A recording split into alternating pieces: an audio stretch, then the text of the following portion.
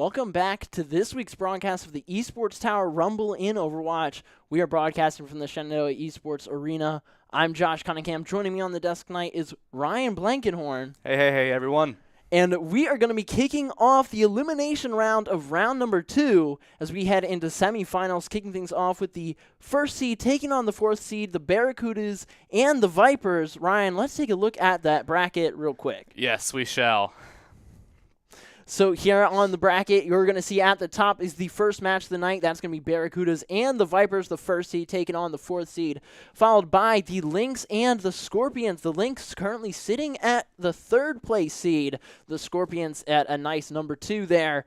Wow, the Lynx are actually coming off of the Grand Finals win in round number 1. They're going to have to fight very hard in the second match to secure a Grand Finals spot to kind of keep that momentum going. Yeah, exactly, Josh. And, you know, the Lynxes, they didn't do too well last week, right? They're coming off an 0-2 loss streak. It's not too good for them right now. So they're going to need to pick up some slack tonight, really get back with themselves, with their own team, and then see what they can do tonight.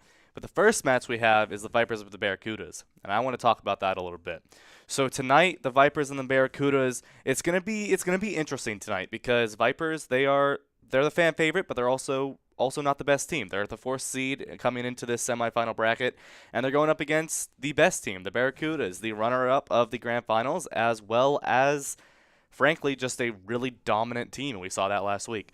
So it's going to be interesting to see if the Vipers are going to be able to take it back and really force the Barracudas and be the underdog and be the fan favorite that we know they are, or are the Barracudas just going to roll straight through them? Yeah, the Barracudas still trying to continue that undefeated streak, coming out on top against the Lynx, who had previously beaten them in game number 5 of the Grand Finals in round number 1. Now they're going to be looking to make that spot in Grand Finals happen yet again, while the Vipers are looking to get their first shot at that tournament win. Yes. Grand Final, yeah. Yeah, and you know, these Vipers, they're really good, right? We know they're good. They're really good in the first half of the map. We've seen that multiple times as this tournament has gone on. And the problem is that second half of the match. We see a lot of the times the Vipers, either they fall short or maybe the enemy team starts to adapt to them better. We see Junker Queen run on the side of Vipers a lot. But teams are just adapting to that a lot better. So the Vipers really need to see, are they going to be able to adapt better? Are they going to be able to basically take that comeback and switch it back around? Or are they, as I mentioned earlier, just going to get run over and not being able to readapt and just kind of doing the same thing over and over again into an insanity? Well, we will have 5 maps to try out as we are now in the semifinal stage. That's right. It's a best of 5 now. Still going to be kicking things off on Colosseo.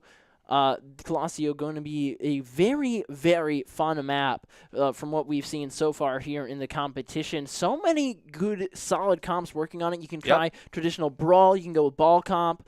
We've even seen some different Poke comps be tried and used, although not to the same effect until they kind of get over to the high ground. And then after they're pushed off of it, it's just not that useful anymore. But the overall map, I think, has just been really, really excellent, and the new push game mode in Overwatch 2 has just been really awesome from a competitive standpoint and also just from a spectating standpoint as well. It's very, very fun to watch and very, very engaging. Yeah, I mean, it's basically a 10-person tug-of-war, but with abilities.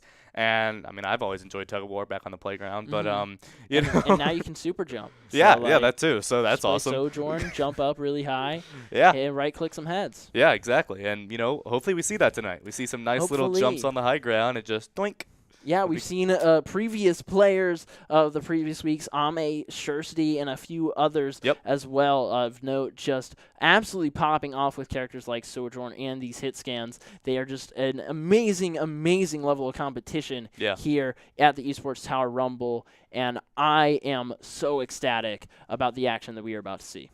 Yeah, and it's gonna be good tonight. I'm really looking forward to this game. Really looking forward to see if the Vipers are going to be the underdog tonight. Or if the Barracudas are going to try again for that Grand Finals win that they did not quite get on the last round against Lynxes. And we are going to be finding that out shortly as we are getting ready to head into the first map. And there is going to be our first teams, the Barracudas and the Vipers, and followed up immediately by Colassio. Again, as we were talking about earlier, this map is just so fun. And compared to New Queen Street, compared to New Queen Street, I think this map just has a lot more flow between the overall just high ground to the low ground and New Queen Street. New Queen Street. There's just a lot more of these different high grounds that we see similar to like I'm trying to think like Busan. Yep. And those kind of control points where there's just a lot of different high grounds. That's more like what New Queen Street is, whereas Colassio is a lot more focused and all about the team fights. It's not as much about the flanking and getting the early picks. It's about setting up for the ultimates, and I think that's really what what Overwatch 2 was kind of built for, these team fights, and that's what this game mode is for. And that's what this competition is built for, to highlight how good these players are at utilizing all of these tools, including the map itself, to their advantage. We get underway with Glory actually going to be on the DPS for the Barracudas, as Frozen Phoenix takes over the main tank spot to start things off. Yeah, and this is exactly what I was wondering about, if the Vipers were going to come back with Bladon on that Viper, and the Barracudas looking on that Brawl composition. So I'm really curious to see how the Barracudas are going to go up against Bladon and against the Junker Queen here with the nice Brig Lucio composition as well. So it's going to be very Brawl-oriented for the side of the Vipers. And Barracudas, Frozen Phoenix running around with the hammer. Bladon does get the kill on Glory, and Avian does get that nice headshot we were talking about on to Panda Squad 7, which was just glorious to watch, as usual. And now Mafaz is going to be hopping in onto the support line of the Barracudas, getting a lot of damage down. Frozen Phoenix trying to make something happen in the front line, not quite able to get anything of value yet. Lyric did fall to Avian, but it's not going to be enough as the support line falls for the Barracudas. Now the Vipers just slowly moving in as this objective moves forward. Frozen Phoenix going to be staggered by the other team here. Yeah, and the Vipers are really putting a dominant win on top of Barracudas, and Panda Squad getting another 2 kills on Glory and on the Frozen Phoenix here. Barracudas are going to be forced to just fully reset this fight, as the Vipers are going to get some massive push bot progress as they go forward. But we see Panda Squad really doing a lot of damage here, really putting a lot of pressure onto people such as Frozen Phoenix, and even putting some damage on Glory as well, really making Maywall kind of useless in this situation. Yeah, the Maywall not finding the value that we, I think, normally see in this competition. They're just used to isolate an ultimate, but not going to do much as the rest of the team just falls to Mafazi on the Tracer. Lyric able to get Glory as well. And the Vipers are just looking very strong, as we are now getting underneath the first high ground here with the robot. Just having Mafazi move it forward to the Vipers, holding the front lines. Barracudas coming up on that Earth Shatter, as well as Avian getting ready. Some more ultimates on the way as well. Vipers getting set up as well. We're going to see a really chaotic team fight here in a moment. That Rampage coming out right now. Massive anti-heal onto the team, followed by the Carnage. Lyric able to follow it up onto Not Doomfist with Mafazi, and Panda Squad wiping the rest of the team, and the Barracudas get wiped very early as the Vipers get a nice team kill wrapping around the first checkpoint. Wow, what a rampage from Bladon. A 5-man anti-heal rampage there, and Barracudas use Shatter and they use Window there and got no value whatsoever. Vipers only using Lucio Beat and that rampage, which we just saw, and that was incredible to watch from Bladon. That was such a beautiful rampage to see, getting all of them. Lyric is a little bit in trouble, but does pop the rally, get off high ground. Mafazi taking out Avian, and Toasty Rapids taking out Not Doomfist as well.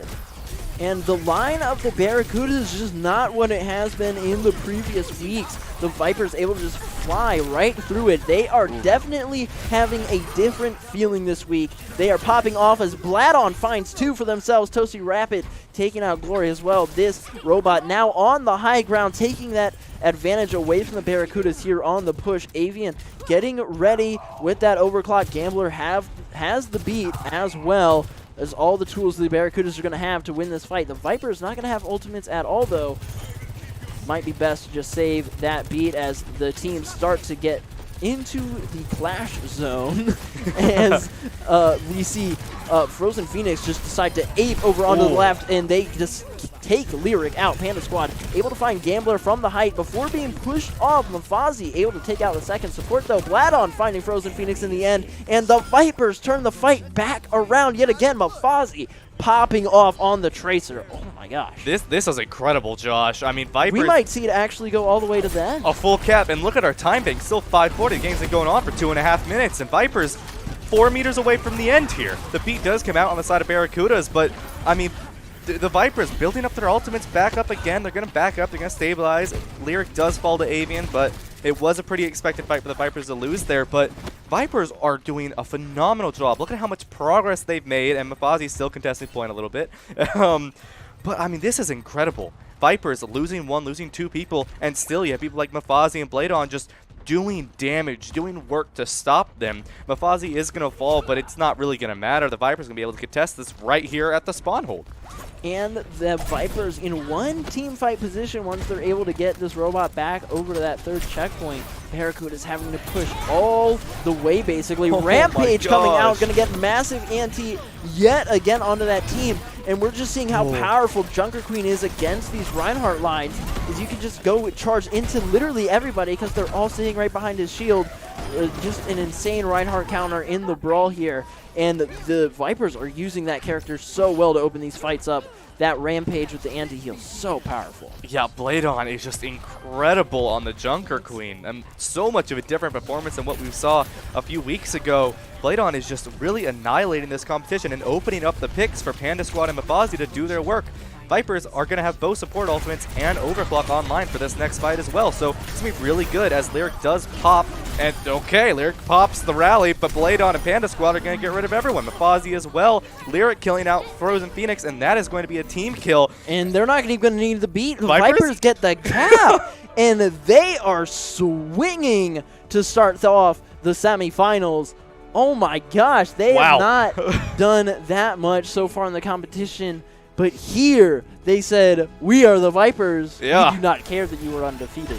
Yeah, and this rally from Lyric here for the play of the game was just incredible. Opening up this extra healing to help out the Vipers really get these final eliminations here and just push the bot with 4 minutes remaining, Josh. I mean, in general, the push game mode is very difficult to push all the way. It's a tug-of-war game, but to finish it with a 4-minute time bank, I mean, that's just dominance from the Vipers. And not letting the Barracudas get almost any space towards that. We never saw the fight happen on the bridge of the Vipers. It was always on the Barracuda side of the map. And we have not seen the Barracudas in that kind of a position since this competition began all the way back in round number 1. Now we're in round number 2, and the Vipers have finally found themselves, I think, here in round number 2.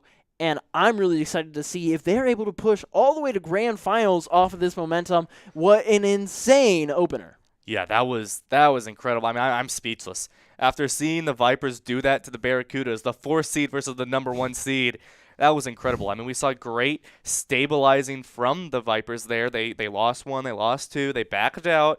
And then Bladon or Mafazi just running in and killing everyone. I mean, that was incredible. Great job on the kite. Great job on the stabilize and the recontest from the side of the Vipers. Barracudas, they're the ones who got walked over there.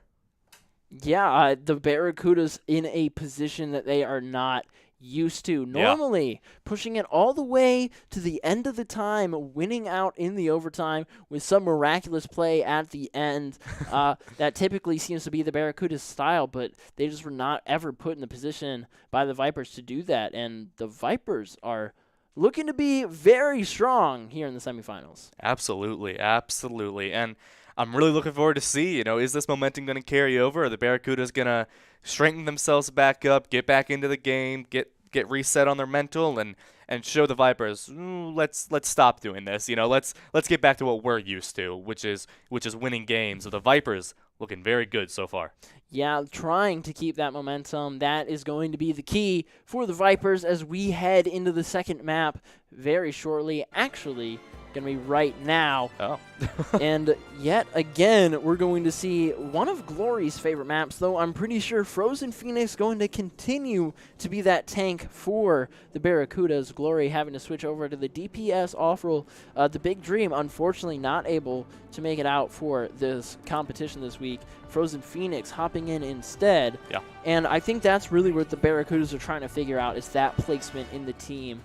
Glory obviously not making the main tank shot calls anymore. Instead of me on that Mei, trying to still create space and stuff with the Mei wall, but not able to have the same impact as they normally do on the tank. Frozen Phoenix going to have to find their feet in those big shoes that Glory has left to fill. Yeah, and I think maybe that's the problem with the Barracudas right now, is that they're getting used to that new main tank, like you were mentioning, Josh, and how the calls are going to work, how you're going to push in, how aggressive are you going to want to be with Frozen Phoenix. And I think that may be where Barracudas are a little bit struggling right now that Big Dream isn't here to fill in that DPS spot and Glory on tank. It's a little bit, it's different, it's interesting, while Vipers, they're used to it, right? Blade on that Junker Queen, they're used to it, but looks like Glory is going to be back on the tank role, which is going to be good for the Barracudas. Yeah, I think having that just more confident pick is going to be the best answer here. Ask Frozen Phoenix, focus on just clicking on the heads. I'm sure Frozen Phoenix is going to do a great job getting that done. We're seeing some damage fly out already. Mafazi getting taken out early as the Barracudas wrap around the first corner here. Gambler able to find Lyric. That's a very huge pick. And the second pick onto the Sigma, that's a really massive opener. There's both supports and the tank line now gone from the Vipers. The Barracudas able to wrap around the first corner at a minimum as the Vipers try to regroup on the high ground.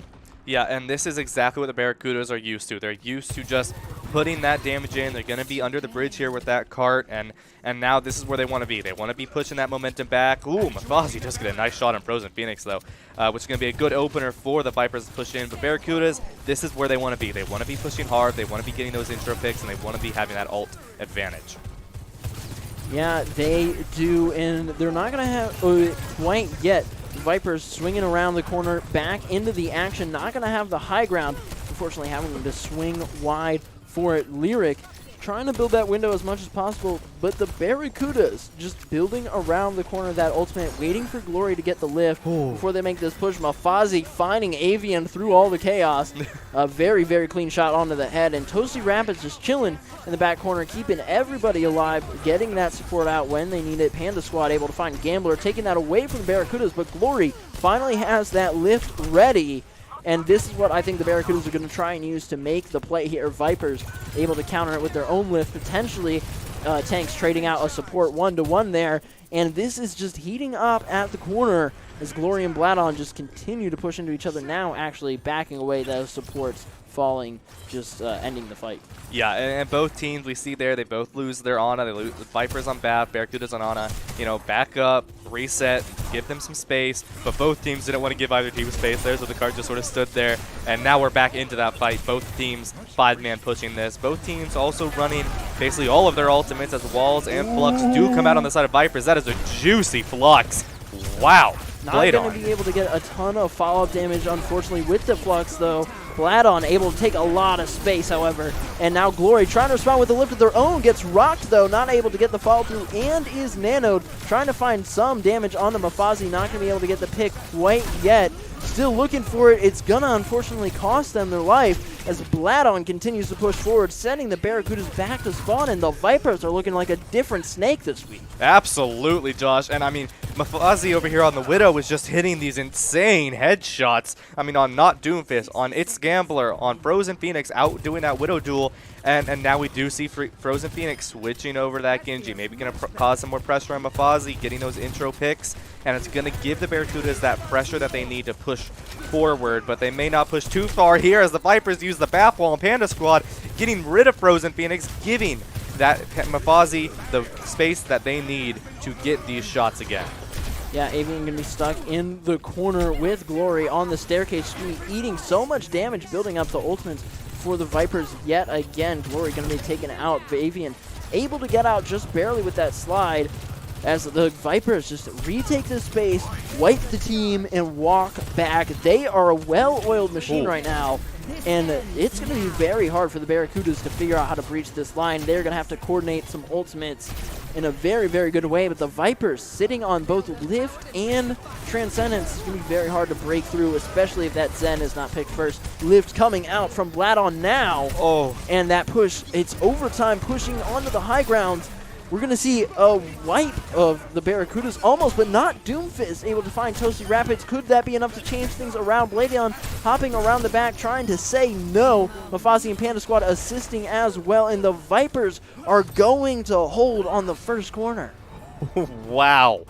You know, it really looked like there that Barracudas were going to push that hard. They had a great intro fight there, Josh, and they were really pushing that cart. They even got under the bridge, which is really good, and they should have been able to win that fight. But then you have Mafasi getting those intro picks, and we did see Frozen Phoenix switch over to the Genji, maybe try to contest there, but even with Frozen Phoenix, with the additional pressure on the Genji, Mafasi still finding those picks through the chaos, like you mentioned, Josh, and the Barracudas also just not meeting the ultimate percentages as the Vipers were, just having constant advantage. Yeah, I absolutely agree, Ryan. The ultimates were what it came down to.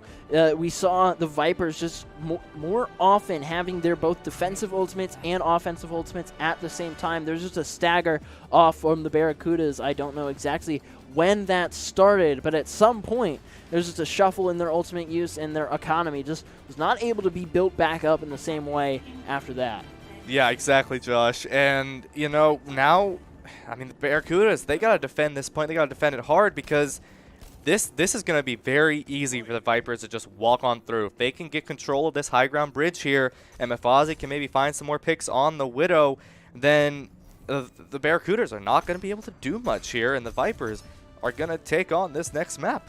Yeah, and I think we see Frozen Phoenix hopping back over onto the Widowmaker as well to open things off. Are we going to see them stay on this pick, do you think, or are we going to see a fast switch if it's not working? We're going to have to find out very soon as the doors are open. Not Doomfist coming out ahead with the ult charge, as well as Mafasi finding a couple of damage shots onto some players here as this fight opens up. The Vipers rounding around the first corner. Mafasi trying to make something happen, looking for the head, getting the body shot onto Frozen Phoenix, almost taking out that DPS to kind of start the difference in the fight.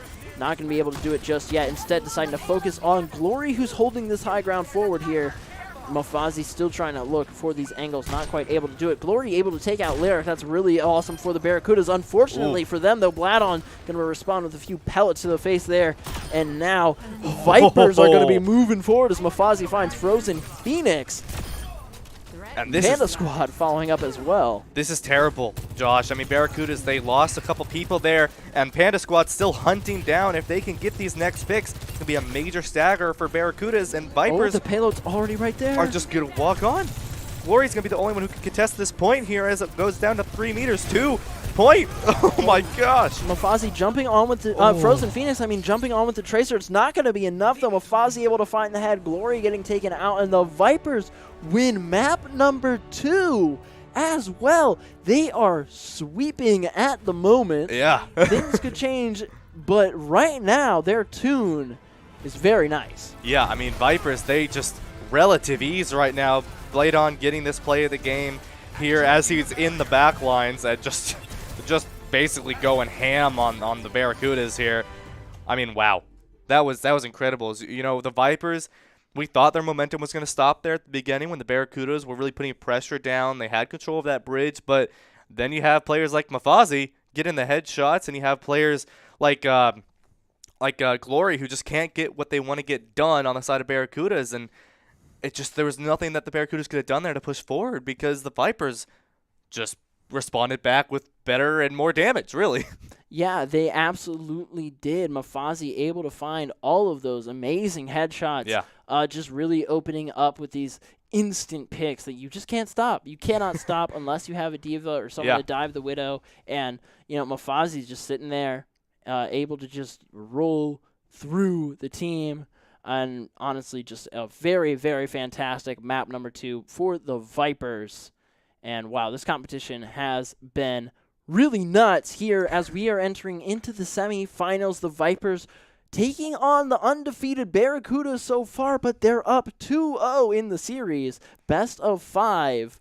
stay tuned to Esports Tower, and if you want more information about this competition and more, make sure to follow Esports Tower at Esports Tower on Instagram, TikTok, Twitter, Twitch, YouTube.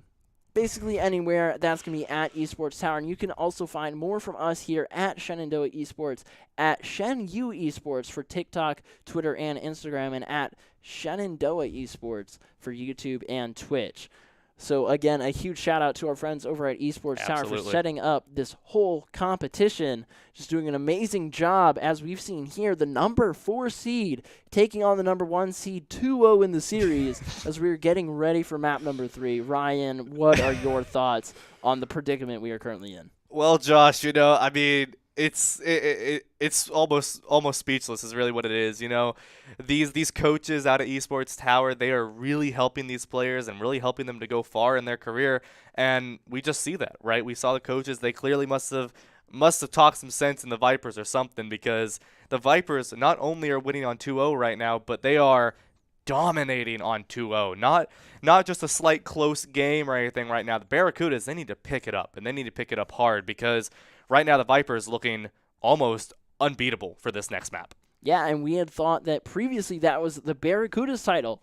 So here we will be heading into the third map soon to see what happens as the Barracudas continue to try and have some sort of foothold in this semifinals competition here before they're sent into the third place game, which would be very unfortunate, as we saw them barely lose a heartbreaking defeat in grand finals in round number 1. Yeah. Now to have a similar experience in round number 2 would just be so unfortunate. The Barracudas trying to make something happen, but the Vipers trying to be the story of round number 2 as they are looking to head into grand finals as the fan favorite. Yeah, and that's what they are, Josh. They are the fan favorite.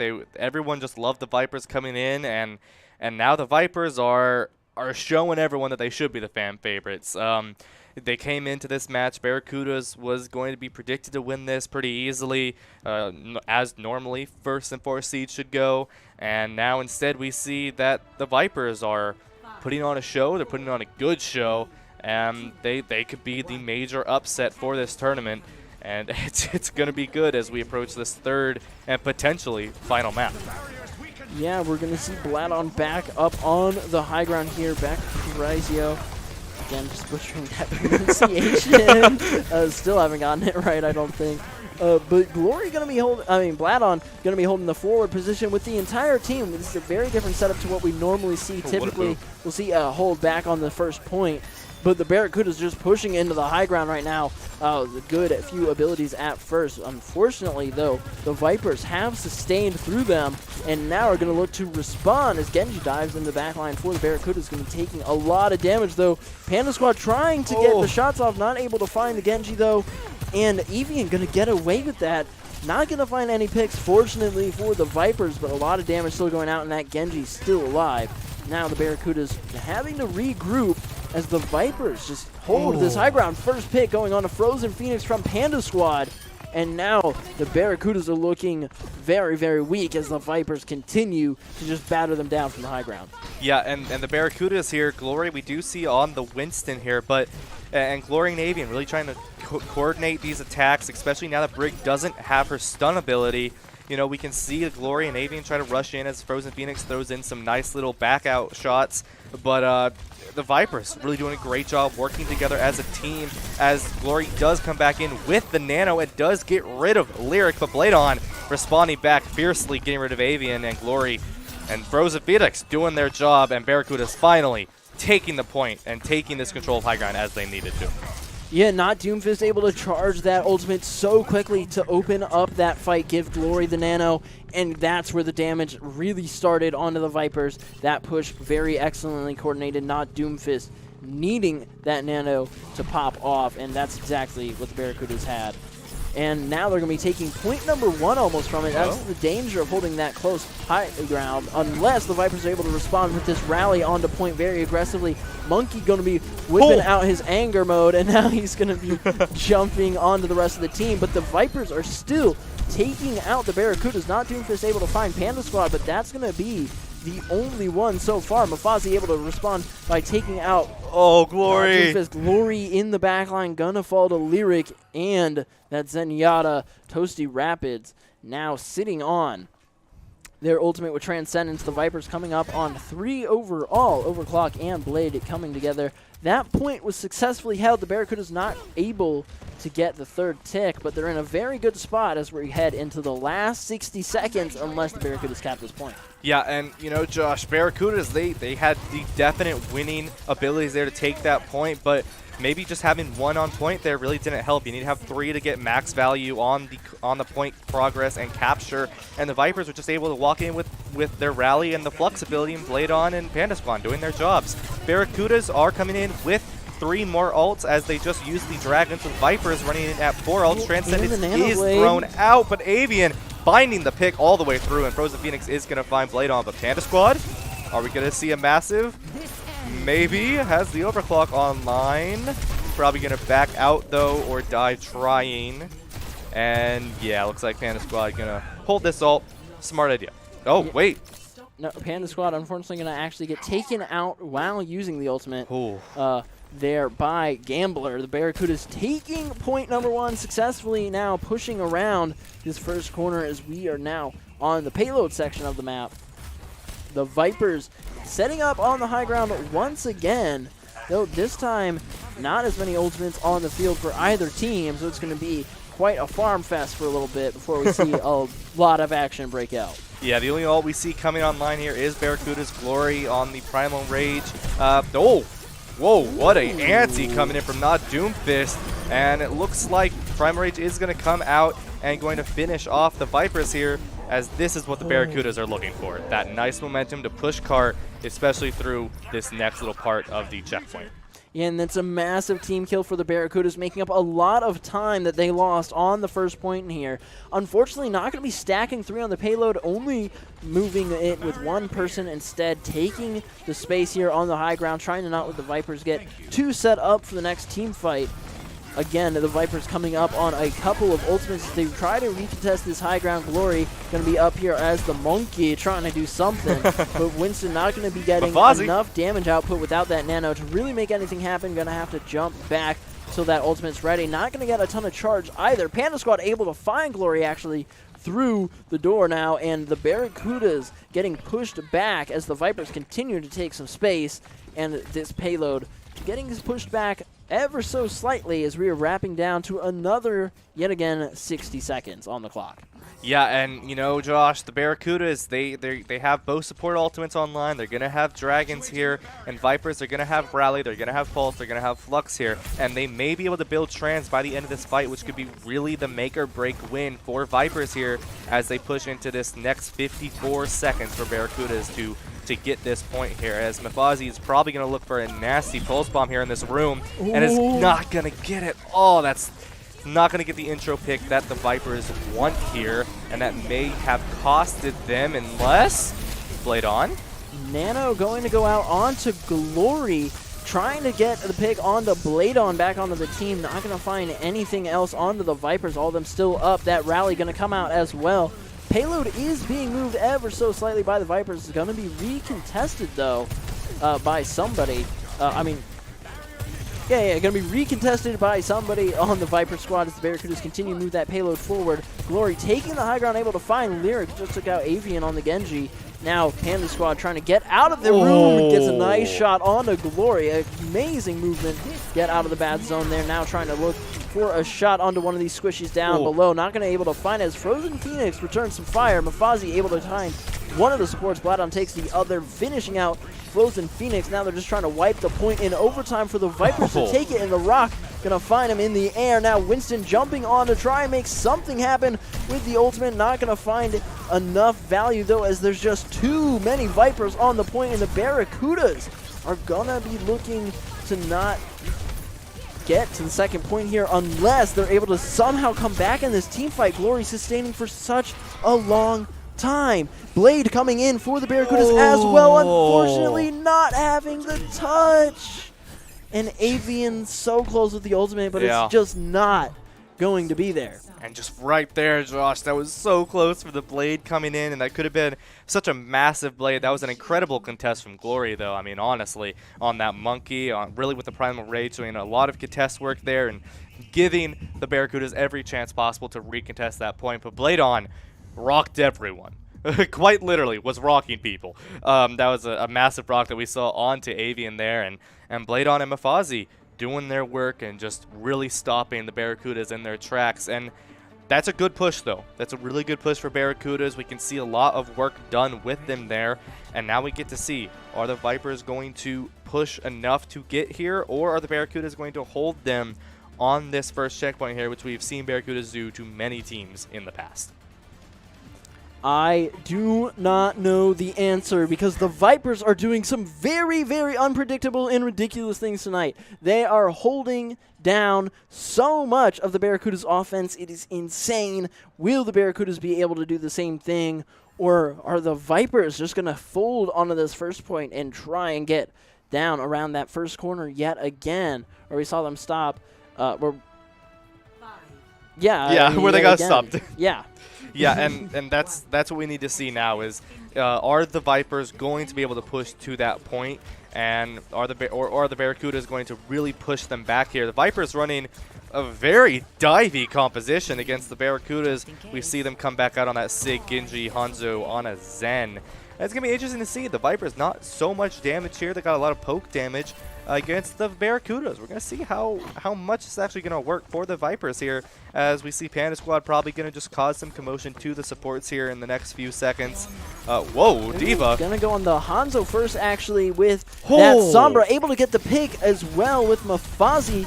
Going to get the assist over to Panda Squad. Now, a lot of action breaking out for the Barracudas, though, as they're able to find both the D.Va and...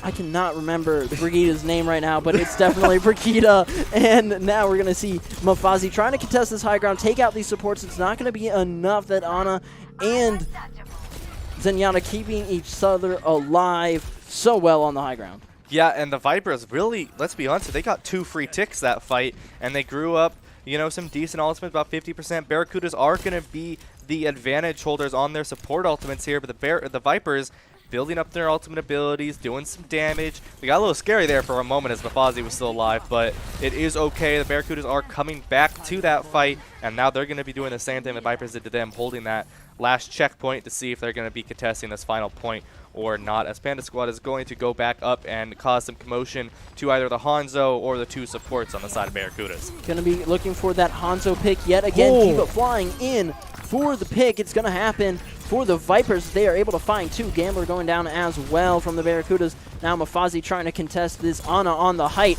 with a little bit of assistance from the Sombra. Both these DPS players collapsing. That's a position you don't want to be in, especially with D.Va flying in, and the Vipers are going to be taking the point here. Blade on the ready, as well as a couple other ultimates coming up for the Vipers. Barracudas going to be sent back to their spawn as the Vipers take point number 1. Yeah, and look how far they got to go here, Josh. It got about 3/4 of the way to that next checkpoint. Really, they're only about maybe... Yeah, I don't know the meter distance on this map, but they're going to be really close there. We're about to see where that cart was actually held there, right there. And now we're going to see the Vipers running on 4 ultimates as Lyric does switch to Mora. Barracudas have both supports, and they do have Blade, but the Vipers definitely have the ult advantage here and are going to see if they can just annihilate the Barracudas for this next bit of fight. Barracuda's going to be relying a lot on that Nano Blade and Transcendence to keep them alive. Viper's just going to look to explode with that EMP onto the Barracuda's lines here in the high ground. Barracuda's responding first, though, with the Nano Blade, but it's not going to find anybody as the entire team of the Barracudas wraps around the right. Still, though, the Vipers are able to get the picks onto the support line, and now the Vipers are just fighting on the point. Another minute off the clock, and the Vipers continue moving forward as they are right here. That's the team fight, and the Barracudas might not have a shot in this as the point just continues to move ever closer to 1, and that's going to do it as the Vipers win the series and move into the grand finals at dominating here in the semifinals 3-0 against the previously undefeated Barracudas. And I do not know what happened tonight, but the Vipers popped off. Wow. I don't know what to say to there, Josh. I'm still trying to figure out what happened during that last fight. I mean, that Nano Blade came in and it's there just wasn't a team on the yeah. fight. They walked around to the right side. Oh my gosh, but it still worked the out Vipers. In the end for the Vipers. Unfortunately for the Barracudas, though, they just got absolutely collapsed on. Yeah. Just not expecting it. Yeah, and, you know, the Vipers, they're very susceptible to C9, and we've seen that in the past. And the Vipers just basically pulled a C9 on the enemy team. I mean, that Nano Blade, there must have been some misinformation going on in the side of Barracudas there on that last little fight. And dead, go point, go contest them. You got Nano Blade, go get some massive kills, Avian. You're fantastic, have fun. And the Vipers, I mean, you could tell how confused Avian was. The Vipers went all the way around and was just killing the support line, and the Barracudas couldn't do anything. Avian left alone on point with Nano Blade with unfortunately nothing to do with it. And the Vipers just dominating the Barracudas tonight. Yeah, no ROI on that ult use, unfortunately, for the Barracudas, putting all their resources into it, only having Transcendence to defend. The team was split on the high grounds, and it just was not going to be enough. And that is going to put the Vipers into the grand finals next week, which is absolutely insane. Yeah. They have come up from the very bottom, finishing 4th place in round number 1 now, contesting for the number 1 seed in round 2 after beating the previous number 1 seed. We will see them again in grand finals. But wow, what an amazing way to start off the semifinals. Absolutely, Josh. And, you know, it's always fun to see the underdogs. It's always fun to see the upset, you know, unless, of course, you're rooting for Barracudas. In that case, it probably wasn't a fun match to watch. But in any case, that was incredible performance from Vipers. That was not 4th place seeding usage of their team. That was definitely amazing tactics from the side of Vipers, my bad. And now we get to see them going into the grand finals as a extremely dominant roster. Yeah, absolutely. A dominant roster on the field. Indeed, the Vipers really, really showing up. Bladon on the tank, really shaking up the confidence, I think, on Colacio to start things off, just heading so many insane rampage anti-heals that just won team fights. Like, the team fight was over as soon as the ultimate was used. There's just nothing that could have been done, and it's unfortunate to be the Barracudas in that situation, but the Vipers having the night that they need. Yeah, and who knows what happened to the Barracudas there. Maybe they got a little boomed or tilted, but, you know, whatever happened there, the Vipers, they definitely collapsed on whatever happened with the Barracudas tonight. They asserted their position as a team, and now they're going to be entering this grand finals as, yes, the 4th seed, but a very good, very well-mannered team into this final game. And with a very massive win to back up all that confidence Absolutely. as well. But that's going to do it for the Barracudas and the Vipers tonight. Next up, we will be having the Scorpions take on the previous Grand Finals champions in the Lynx. The Scorpions looking really strong heading into round number 2. The Lynx a little shaky so far. We'll see how they respond to things tonight and if they're able to get their act a bit more on track with where it was in the Grand Finals of round number 1. But we will see that after the break.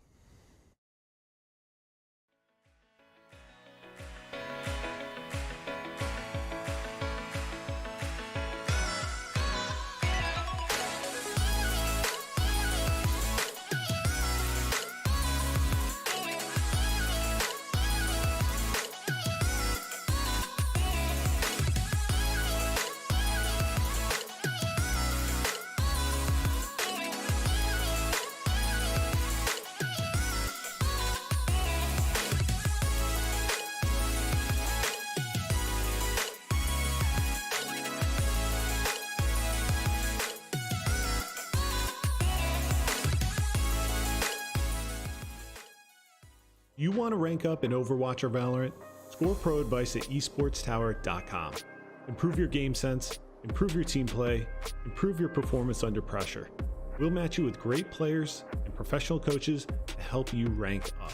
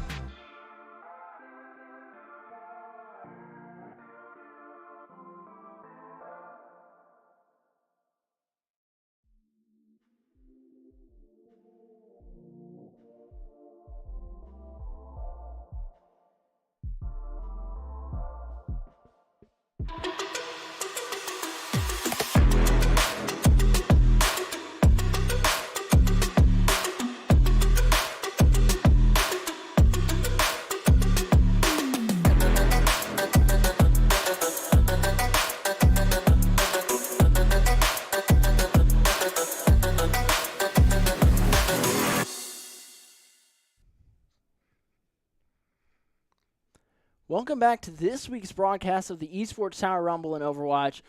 We are broadcasting from the Shenandoah Esports Arena. I am Josh Cunningham, and joining me on the desk is Ryan Blankenhorn. Yo, yo, yo. And we are back with the elimination stage here in round number 2 of the Esports Tower Rumble in Overwatch.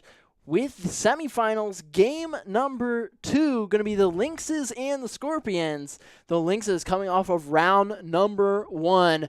Very, very strong with the grand finals finish. However, we've seen them in the group stages a little shaky so far. That's how they started off round number 1, though, and they were able to win that. Yep. So we could see them pop off again here in the semifinals and then go and take on the Vipers in the end. Or will it be the Scorpions running back the previous round number 1 third-place match against the Vipers in the grand finals after building a bit of momentum themselves and coming back into this competition swinging in round number 2?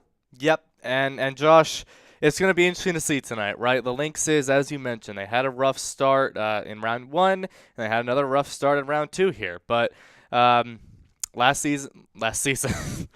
round they came in grand finals and really swept the floor, did a great job against the Barracudas, so they are our defending champions as we go into this next game with the Scorpions. But the Lynxes really need to pull it together a little bit. I'm thinking, last week when we watched the Lynxes, that first map, that was genuine Lynxes performance, and then the second one, not really working together as a team. They sort of doing their own things and not working with Diamond Dog, especially on that Reinhardt on those brawl compositions, which really gave them not the advantage, that's for sure, and they were able to get jumped a lot. So maybe tonight we see them work together better as a team, and we get to see the Lynxes that we all know and love. I really hope so. But before we get into the first map, we have a brief message from our friends over at Esports Tower. So the Esports Tower Overwatch Rumble is happy to announce that we want to congratulate all of the Esports Tower club members who have graduated from the clubs and have been offered scholarships across the country. Over the last 3 months, Esports Tower club members have received over $3.1 million in scholarship awards. These students have not only worked hard on their in-game play, but worked hard academically and have earned these scholarship opportunities. The players on this list are talented, hardworking, and driven, and we cannot be more excited and proud to see all the opportunities these players are getting. Esports Tower doing a great job putting these players in the position to showcase their talents to a lot of different organizations and schools in order to get all of this scholarship funds over to these players, which is just absolutely insane. Definitely one of the biggest programs I've seen with scholarship awards like this coming down the pipeline. Just really, really insane way to showcase yourself as a player by getting involved with Esports Tower, and they've done just such a great job, Ryan. Yeah, and Josh, I mean, that's a lot of money. $3.1 million in total esports scholarships, and 400,000 of that being in Overwatch.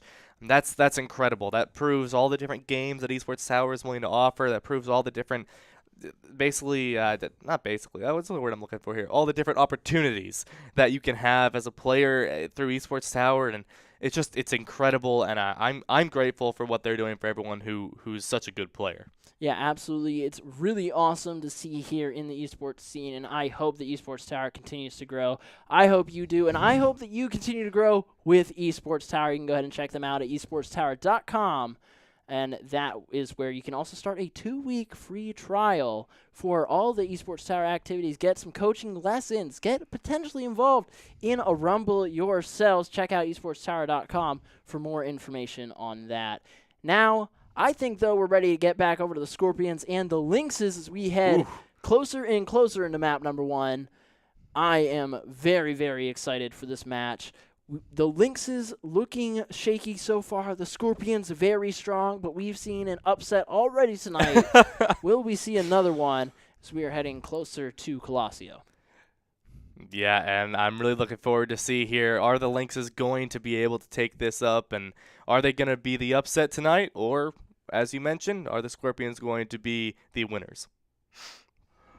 I do not know yet, but I have a feeling that the Lynxes are going to have something to say to the Scorpions tonight, and I don't know how the Scorpions are going to respond, but I don't think it's going to be very nice. They're going to sting the Lynxes tonight. Hit him with a bit of the back tail. Now, here's we head on to Colosio. The teams wrapping out of the spawns. We're going to see Fulcrum for the first time on the Lynxes on that Reinhardt coming out of spawn with the Brawl comp over there. Bonesaw back on the Junkrat, though. Blank following suit for the Scorpions. A very, very interesting, almost mirror comp. We're missing the Cassidy for the Scorpions, as well as Mango on the Lynx is going to be using that Baptiste instead of the Moira. A lot of speed and so much distance. I have not seen that roll out yet. That's insane. I did not realize that's how fast Junkrat moves in this game. That's actually really nuts. As we see these teams start to clash here in the first hallway, Fire Strikes and these long-range abilities coming out and back online again as these teams get ever closer to this first point. Robot coming online in 5 seconds.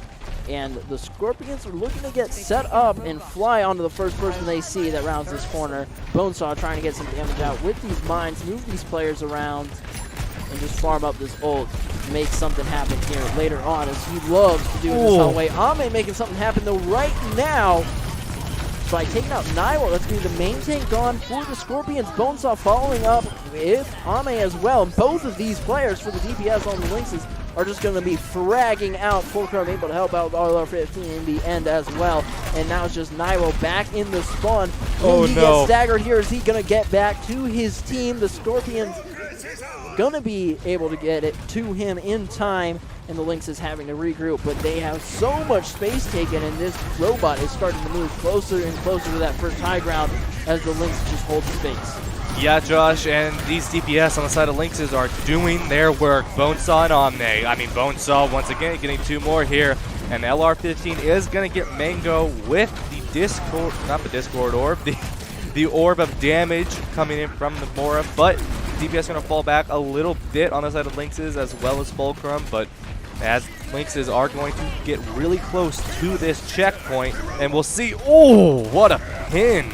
Naiwa going to be able to take out Ame right off the bat. That's going to be really big for the Scorpions to take that DPS out very early. Fulcrum falling as well, resetting the Lynx's momentum as the Scorpions bounce back into the competition, taking control of the robot, and now they're back in the center hallway as the Lynxes regroup, but they have ultimates on the high ground.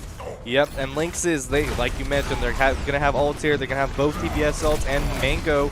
We're looking at the Baptiste wall, which is going to be really good for Ame here. Shatter coming online, and what a shatter. Wow. And Shirtsy is going to take out 2, as Triplet's going to take out Fulcrum as well. And Lynxes, that's a lost fight. They're going to need to back up, as Bonesaw is going to get blanked with a trap, though, as usual. And the Scorpions are just continuing to look dominant here. Bonesaw was able to find one in the end. Unfortunately, it's not going to be enough value. Gets sent back to the spawn with the rest of the team. Resetting up on the high ground. Fortunately for the Lynxes, they are able to get 2 fights here. Bonesaw with the Riptire coming out early. Will this be the reset that it normally is? Or is there not going to be enough value that the Lynxes really need? It's going to be fine. Shirsti, Nye will already be taken out, and the Lynxes are going to use this to reset the momentum, finding Triple as well. Ame with a very clean shot over to the Lucio. This robot moving back the other direction. Both teams about even-ish, 20 meters off, though, for the Scorpions. They're going to have to do something about that as the Lynxes round back around the corner and take this space blank. Getting set up with the Riptire, looking for the backline. Going to be able to find Mango. She's not going to be happy about that. Naiwo finding Ame as well, in the Scorpions rebounding in this fight. Shirsti taking out the other DPS. Yep, and that tire was a really good tire to introduce the Scorpions into that fight. Ame does use the Cassidy Ultimate High Noon and switches over to Sojourn here, as we see that one little switch on the side of Lynxes, maybe get some more damage output onto Blank and onto Shirsti. But as we get into the approach, the beat does come in on the side of Lynxes, as they are just going to walk onto the Scorpions now and do as much as they can. Shirsti not going to find anyone with that High Noon, so that's good on the side of Lynxes, but is going to find Fulcrum and probably going to force a reset, or not. Ame? Nope. Yep, that's okay. we were hoping for a nice little play of the game there from Ame, but Lynx is going to have to reset, and the Scorpions are probably going to take the lead on this push ball. They absolutely are. We're seeing Nairo now hold this forward angle. Unfortunately, going to get super low health. Fulcrum able to take him out early with Shatter. Going to be low HP as well. LR15 responding by taking him out. Both Coalescence popping on both of these teams. We're going to see Mango able to keep both of these DPSs alive here as the Scorpions use their own Bonesaw with the mine. Now, the Lynx is just setting up on the high ground, trying to push these Scorpions back, deciding to go and move this payload with that Lucio speeding the team ever forward. Scorpions now rebounding into this fight. One Shatter ready for both sides. Who's going to hit it first? Will this value come out? Bonesaw finding Blank to open things up. Nairo going to get blocked, unfortunately, by Fulcrum, and that's going to be really, really big. Fulcrum not going to get the Shatter they need, but Bonesaw with the Riptire and Ame popping off Fulcrum as well. The Lynxes. Yeah, the Lynx is just taking full advantage there of that tire, and Bonesaw taking, that's unlucky. Bonesaw did have the high ground there, which really helped the Lynxes out, as these Lynxes are going to push the push bot and not quite get it to the checkpoint, as Naiwo is going to take out Pando. But it is still winnable for the side of Lynxes to take this win and get it to the checkpoint, as Mango does what she does best and takes out the main tank. And Ame does overclock Shirtsy, and they are probably going to take this checkpoint here and be able to move the push bot, unless I am caster cursing the Lynxes right now. That would not be good. I don't think you are, as Ame popping off with the response onto Blank, able to find two. Naiwo jumping back onto the robot. Lynx's Pando trying to make something happen, finding the tank with Mango on the help, on the assist, on the help. Ame finding Shirtsy, that's not going to be good for the Scorpions. Ame just getting so much damage out here for the Lynxes on this point, and they have capped the second objective and are now moving ever forward towards this spawn. The Scorpions going to have to do something as the Lynxes round the corner onto the high ground. Yep, and both support ultimates are online for both teams here. Blank is going to get rid of Bonesaw, so Tire we may also see come out, and that may be a good intro pick here, but it looks like the Scorpions are not going to invest anything other than the High Noon, and they are going to push forward. Lynxes do manage to take out Blank, but that's okay, and the Scorpions take back control of that push bot, and tug of war begins again. Both teams coming up on those defensive ults with the Beat and Coalescence. Coalescence going to pop very early, trying to hit Naiwo for both teams, as well as the Beat. The Scorpions and the Lynx is just firing all their ultimates off at once. Both Shatters have already flung out. Blank using the Riptire, trying to find something. There's Fulcrum, and that could be what the Scorpions need to open up this fight as they continue pushing forward. Blank finds a second. Now Naiwo trying to make something happen as Shirtsy finds the third. Blank finding the fourth. Ame able to take Blank out, but it's not going to be enough as the Scorpions continue to push and almost equalize this payload. What a back and forth game this is, Josh. The push bot going back and forth as the Scorpions are pushing less than the 5 meters away now as they get close. Bonesaw does take out Triplet. Shirtsy's going to get rid of Mango, so they are even. Oh, Bonesaw going to take out Naiwo though, and it looks like the Scorpions are going to lose that fight as the Lynxes gain back control of that push bot as we enter 2 minutes before the game ends. 2 minutes left, and that is all Bonesaw needs to let his Riptire go and find an entire team on his screen. Will he be able to do it yet again? We're going to see that very shortly. Naiwo finding Pando early in this fight, though. That's not going to look good for the Lynx as Fulcrum getting low HP. Bonesaw ripping it out now. Going to find Naiwo. Shirsty able to take out Mango as a response. Not going to get the value out of that tire that is needed as the Lynxes continue to push, as the Scorpions continue to push forward into the Lynx's high ground. The Lynxes being pushed back slightly and slightly further every single push. Now the equalizer coming in unless someone's able to touch this point. There it is, putting the Scorpions in the lead. 1 minute left on the clock. Hanzo going to be finding a lot of shots. Blank with these arrows just going to be clicking on the people. Now that I'm saying that, there's a lot of misses, but LR15 is there with the shots. That's just how it be when you're spectating the Hanzo, unfortunately. But Blank is popping off nonetheless. Fulcrum falling to the arrows themselves.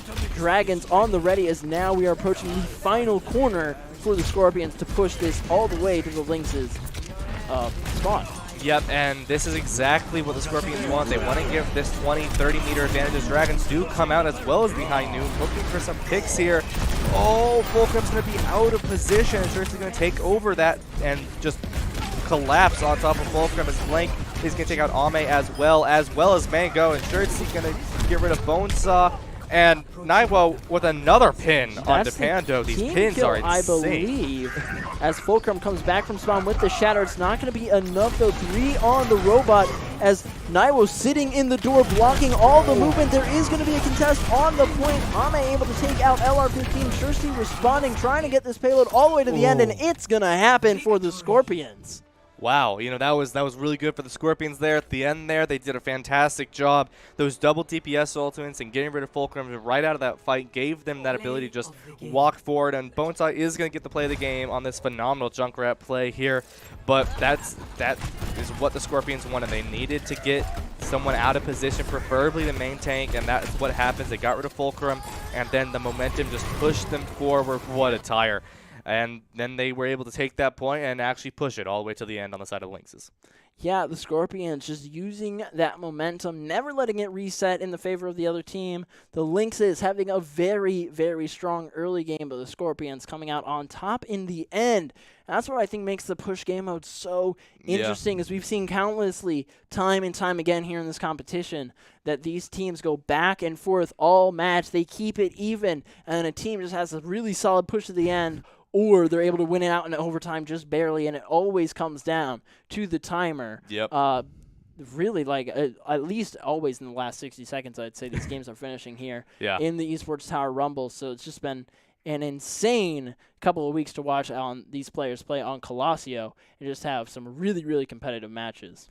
Yeah, and you know, there was nothing bad happening there on the side of Lynxes. They performed phenomenally. The Scorpions just got really lucky there, having those double DPS ultimates, forcing Fulcrum out, and just being able to push that momentum forward. And Naiwo with the insane pins. Unfortunately, Pando was always the victim of those random pins, so it's a little unfortunate on the side of Pando. But that Scorpion push really did a great job there, and Lynxes, now they need to straighten back up and really fix some of their polish a little bit of their team, keep themselves strong in their mental, and push forward as we approach the next map.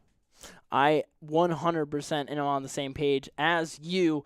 The Lynx is going to have to find some way to rebuild this momentum, get on the right track, come swinging into map number 2. We're going to be heading into that very shortly here, as the Lynxes get set up to try and make something happen on their grand finals push. But the Scorpions looking to re-challenge the Vipers in that grand final spot right now, as they are up 1-0 in this best-of-5 series. How far can it go? Yeah, that's a great question, Josh. It's going to be good. I can feel it. And the Scorpions, we do see Chum coming in for tank, as well as Lynx's Diamond Dog. She's going to be coming in on the tank as well. So a little bit of some difference here. So it's going to be interesting to see. Ame, we just going to go for the heads again, because that's what he is just phenomenal at, as we saw last week. And we're going to see how well Ame and Bonesaw on this DPS duo are going to be able to take out the Scorpions on this Tracer Sojourn DPS combo. Attackers incoming. As the point is coming in here, and it looks like the Lynxes are going to be attacking first.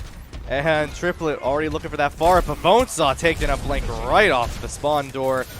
Wow, what a kill from Bonesaw there, and is now going to look for LR15 and manages to get him.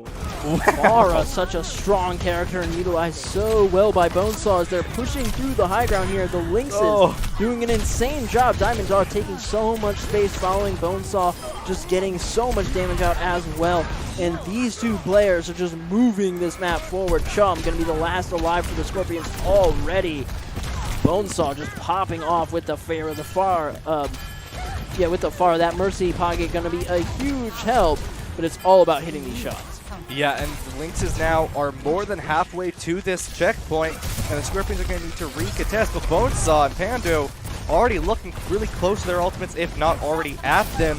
And Chum is going to try to recontest this point as it's 0.31 meters away, and they're just going to back out. That's a very smart idea. Mango is going to get Shirtsy with the anti-nade, and Bonesaw maybe looking for a barrage here or trying to get out. Not going to get out, as Blank is going to... Good luck.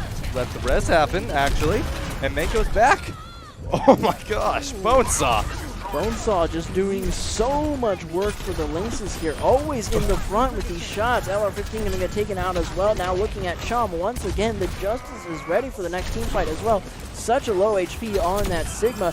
The Rocket's going to find him, and Bonesaw continues to make this push forward as the Lynxes are looking so dominant, about halfway through to the second checkpoint already. Still almost 5 minutes on the clock, 4:40. That's going to be the digits up there. Justice, again, still ready for Bonesaw. Couple other ultimates coming online for the Lynxes as well. We see Valkyrie coming up for Pando. Mango almost ready for that Nano. Bonesaw with a Nano. Justice is not going to be something the Scorpions want to see anytime soon. A massive rock going to be hitting Pando. Not going to have to follow up, though, for Chum. Chum going to be now on the low ground. This is not the position he wants to be in. Blank going to be pushing forward with the team, but Bonesaw getting the pick. Revive on the Ame for the Lynxes, and they are just continuing to put this pressure onto the Scorpions as we are on the checkpoint 2 doors already. Yeah, and Bonesaw doing the work. Bonesaw is just, I mean, there's been barely any contest, so Bonesaw here at Ame really helping out with these. Whoa! What That was a nice shot. Okay, Ame, we see you, okay. As the Lynxes are going to get this next checkpoint here, and we have Bob, Primal Range coming alongside the side of Lynxes. Scorpions looking at both support ultimates, and Bob as well as Flux. So Scorpions holding these ultimate abilities. Ame with another one on the flank, following up with the second on the LR15. Feeling the fire, the heat going out onto the Scorpions. And now Ame just continues to push. Bob on the ready. The Scorpions not going to be able to have anything happen. Bonesaw still moving forward with Diamond Dog. And that dive combo is just going to be too much for the Scorpions to deal with right now. Transcendence and Nano back online for those players, but Scorpions going to have a tough time coming back into this as the Lynx are just really having a good vibe right now. Yeah, Ame heard us talking about Bonesaw, and he was like, no, I'm still a DPS player. Let me do some stuff. So Bonesaw is going to get triplet LR15 onto Bonesaw here, but it looks like LR15 also going to get Pando. LR15 looking for these shots again, and is just really good at it. The Lynx are going to fall back, and the Scorpions still looking at 4 out of 5 of their ultimates. Lynx is looking at 3 out of 5 as they come into this next point. In so much space is taken here. We already are on the next point. Just think about that for a second. It's point number 3, 4 minutes on the clock. Ooh. Still Blank finding Bonesaw. These ashes are popping off right now, hitting so many shots. The sleep going on to Blank. Don't discount these Annas either. Able to take out with the nade there. Diamond Dog in the rough of it with that ultimate. Going to be trying to find something onto the supports. The anti-heal, though, going to be absolutely massive. Not going to get the pick, though. The Lynx is going to be much stronger because of it. Nano comes out now, jumping onto LR15. Transcendence for the Scorpions going to be popped. Nano sitting on Triplet. Triplet going to be actually really high HP now with that Nano. Blank going to be pushing forward. Not going to have Blade just yet, but it's going to be enough to take Diamond Dog off. Ooh. Mango responding so well. She keeps finding these anti-need kills. Bonesaw responding on to Shursky as well. Triplet trying to make something happen, but not finding the LOS that they need. Keeping LR15 alive. Now Chum going to be on the Diva just to give this support line the help that they need with this Monkey. Monkey jumping back onto them right now. Ame finding 2. Both the supports, I might add. That was just incredible to see, and the Scorpions looking at both DPS switching onto Ash and Tracer, and all they have left is the Nano now, as they are 2 meters away from the finish for the side of the Lynxes. And Mango is going to get rid of Chum's mech. Bonesaw getting rid of Chum, just to add salt to the wound. Bonesaw on the nice headshot on the Triplet, and Shursky is going to get Bonesaw, but is it going to matter as Diamond Dog and Ame finish off this point? And the team kill to end things, exactly what the Lynxes needed to respond with. The Scorpions having a very tough time until the 3rd point there, and still not able to make it happen. Now going to have to respond on the offensive side. Are they going to be able to have the same aggression, though? I don't think so. The Lynxes with Bonesaw and Ame just really, really feeling themselves on those shots, just having a really, really on game right now.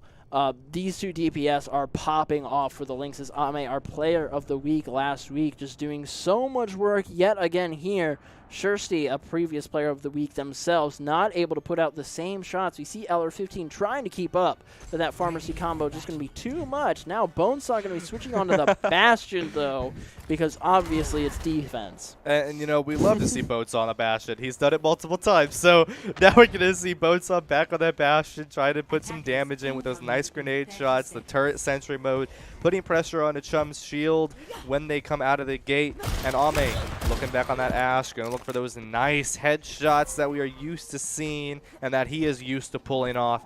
And the Scorpions, like you said, are they going to put on the same aggression? The Lynx has finished Route 66 here with 2 minutes and 23 seconds. That's a massive time. A lot of time on the clock indeed. They have already run it through once. They have a full 2 minutes plus overtime if the Scorpions also push that third checkpoint, and I just do not see how the Scorpions are going to respond with the same momentum and the same ferocity that the Lynxes did, unless they're able to find it early. Yep.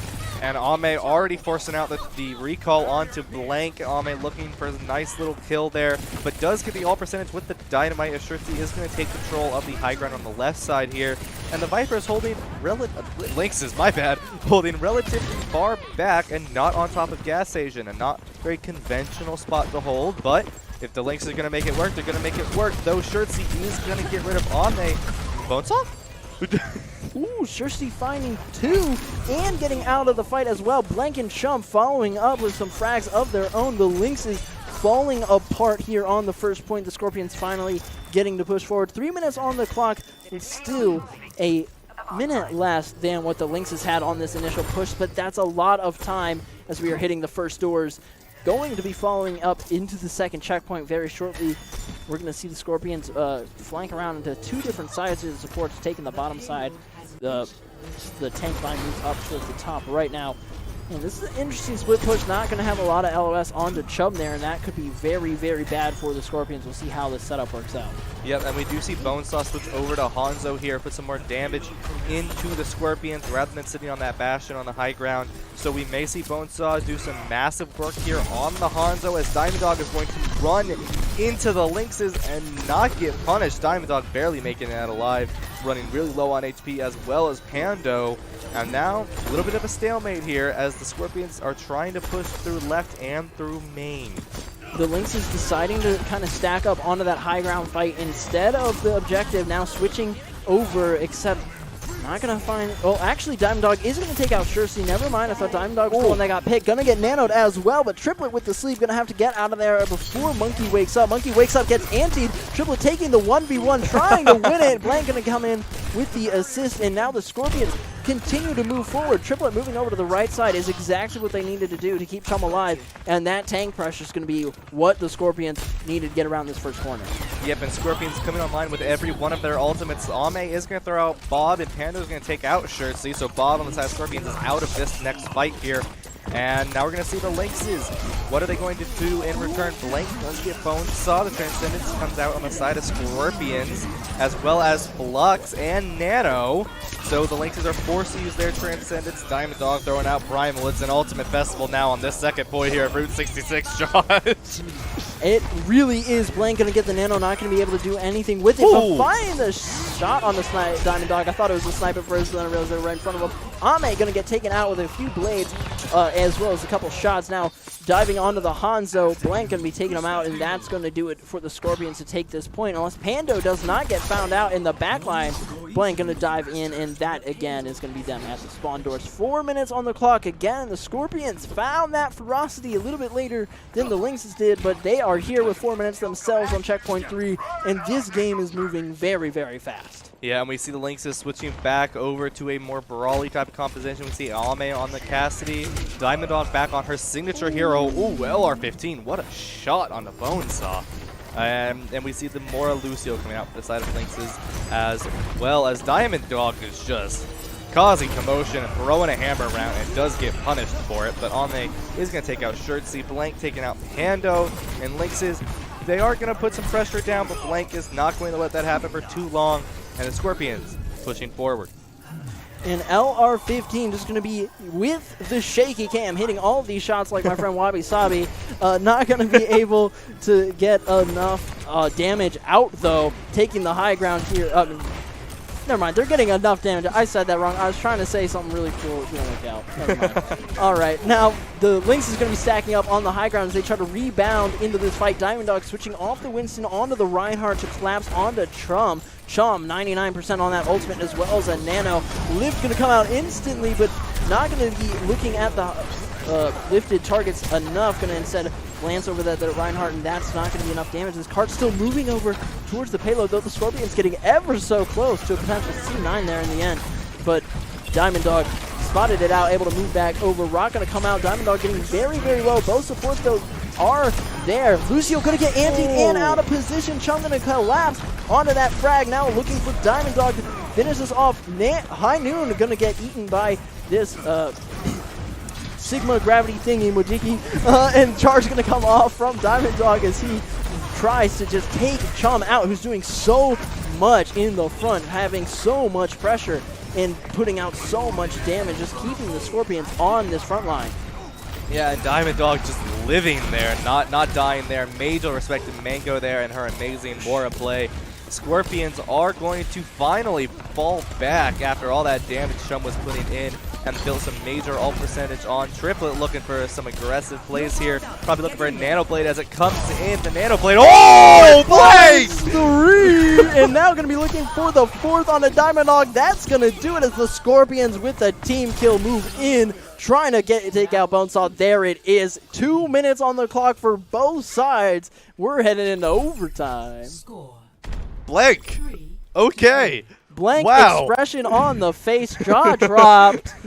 What an insane Nano Blade, finding 3 off the dash. Wow, that was an incredible one. It gets the 4th on the Diamond Dog and almost gets the 5th, but the anti-nade grabs that on the Bonesaw there at the end.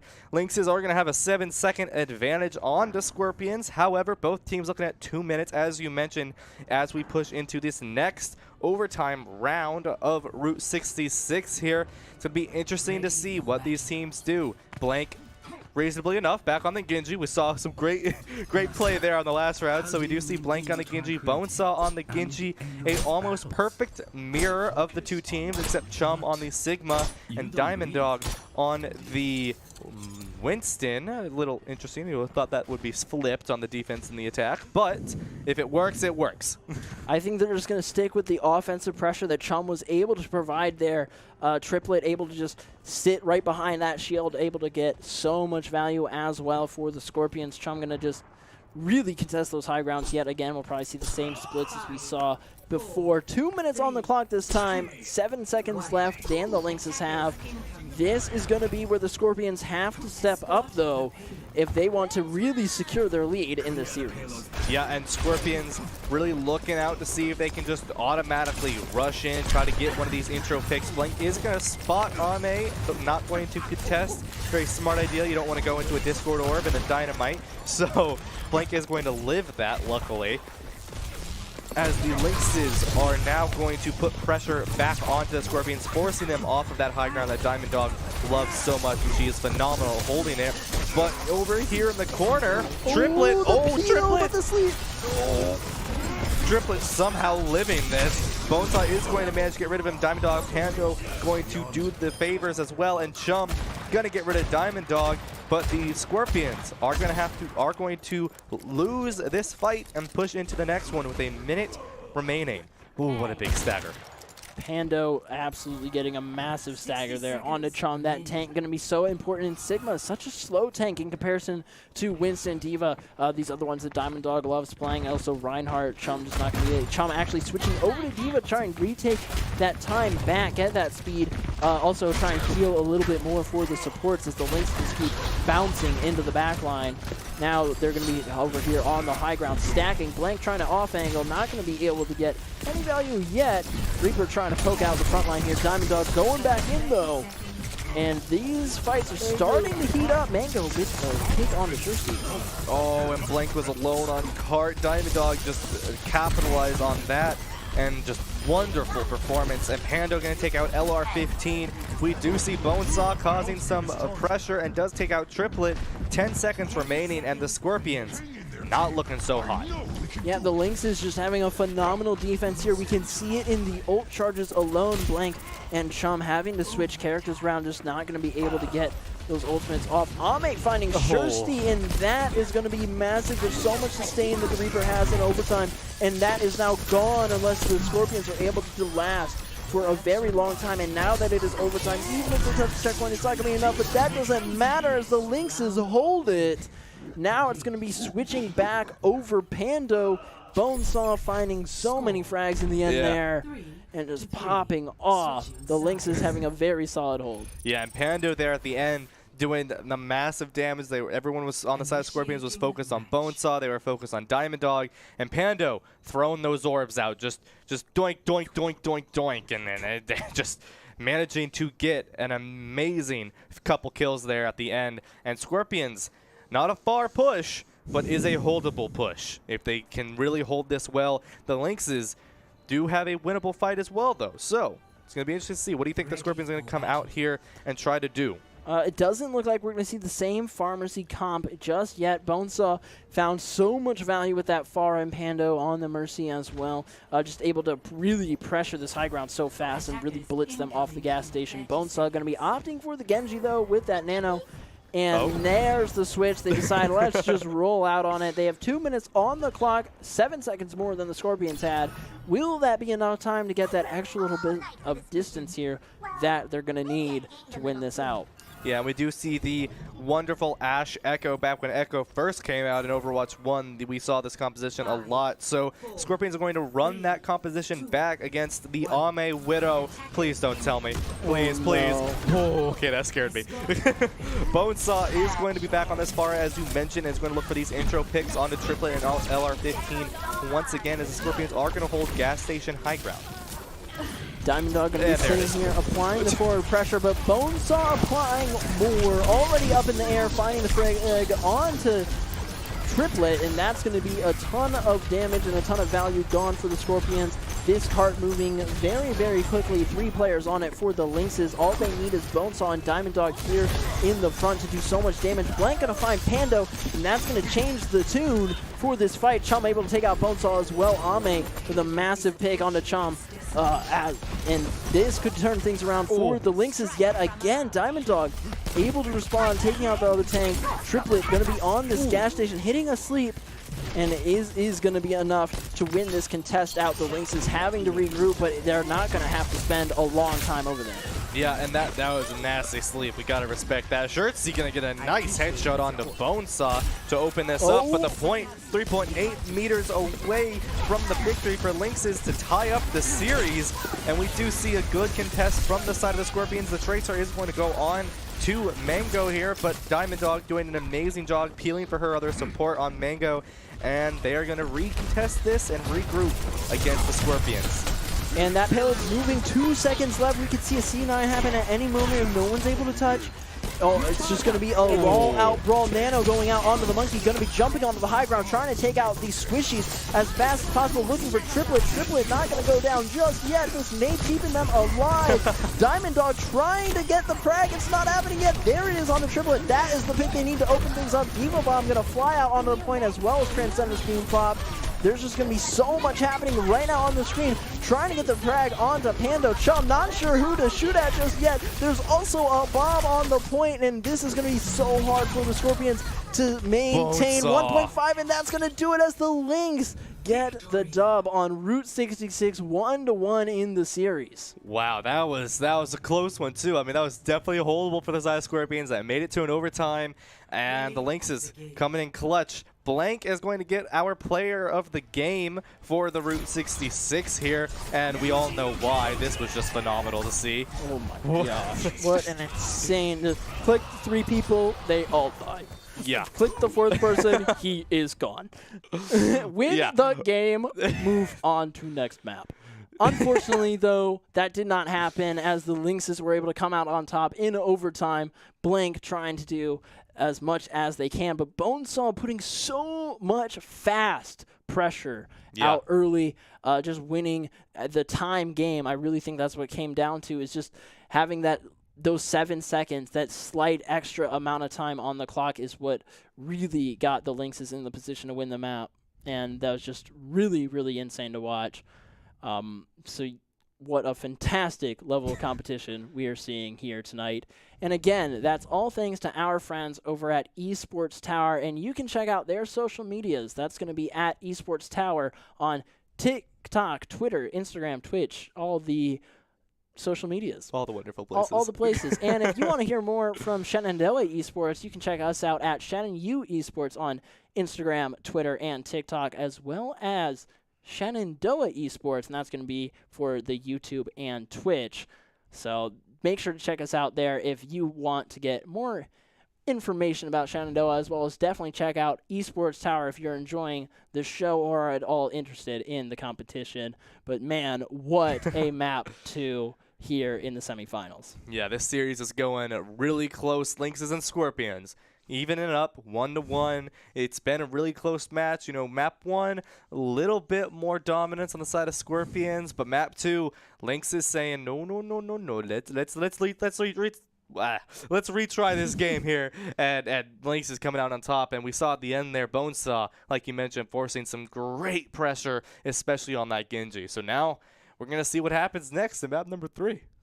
I am very excited for map number 3. Both teams 1-1 in the series. This is really where you try to set the tone for how the rest of these maps are going to go. Only to map 5 is the limit. So here in map number 3, it could go either way, and that's going to give one of these teams a massive confidence boost. We will see who it is. The Lynx is going to be coming out on another dive comp. The Scorpion's going to be looking to stick to the Diva Genji dive comp that we saw from the last game.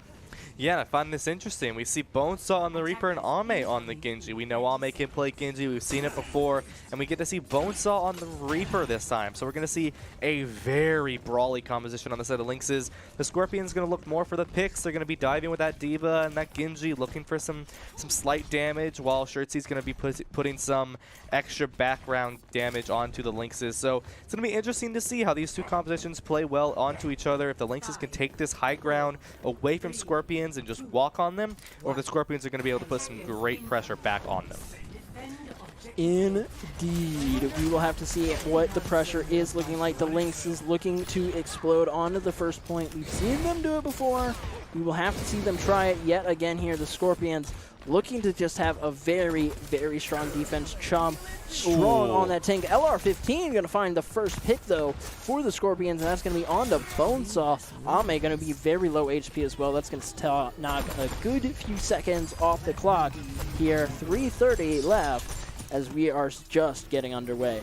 Yep, and the Lynxes, you know, they're like, nope, let's not mess with that LR15 on that Zenyatta. We know they've been hitting their shots, so let's just back up, regroup, and we'll come back stronger and better next time. So it's a good idea there to just kite that and stay away from LR15 and the scary Zenyatta orbs. And it looks like another fight is coming in on the left side over here. LR15 is going to put some damage in. Shirtsy's going to take out Ame here.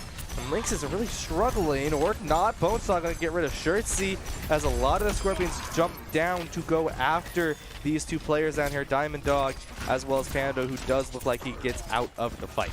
And the Lynx is still staying in the fight, trying to build some ult charge off, but trying desperately to not stagger here. That is not what the Lynxes need. They do have time on the clock, but the more and more that they let these staggers happen, the more that just drains and gives the Scorpions an advantage on attack if they are able to just respond in a faster way. So all of these mistakes add up slowly over time for both of these teams. We're going to see how the Lynxes are able to respond with the time that they have left, 2 minutes on the clock, and they're going to be pushing into the right side, trying to make some sort of play happen onto the high ground. Yeah, exactly, Josh. And now we finally get to see the Lynxes do what they want to do. They wanted to push in with that brawl, but Chum and Blank not going to let it happen. They're going to need to back out again. Chum getting rid of another one, and LR15 taking care of Bonesaw. Pando is going to try to get out of here, and he is going to get out, luckily. But the Lynxes really struggling here. I mean, their ult percentages, their support ults are trying to get there. We do see Bonesaw switch over to the Sombra here, Diamond Dog switching to Diva, and the Scorpions looking at all 6 of their ultimates. This is very good for the side of Scorpions. Especially with that Nano on deck. That has been a game changer we've seen so far in this competition. The players that get the Nano value seem to just win so many more fights. And Nano is just such a strong ability. I really just don't know how you do not pick Ana all the time. But we're going to see Bonesaw explode onto Shirsty before Mango gets taken out by the Nano Blade. Not going to get more picks than that for the Scorpions, but it's going to be enough. Chum able to find some picks for themselves, and the Lynx is getting sent back to spawn once again. Chum really doing a good job here, just taking out everyone with LR15 on the support as well, doing all that Discord orb damage. And Chum still holding on to that bomb. Lynxes, we are going to see they're finally going to be getting their EMP up, their Blade up, and their Sound Barrier up. Scorpions looking at a Bob and a bomb. So this is really good for the side of Lynxes. They have the ultimate advantage, and now all they need to do is really capitalize on the Scorpions not having these ultimates available.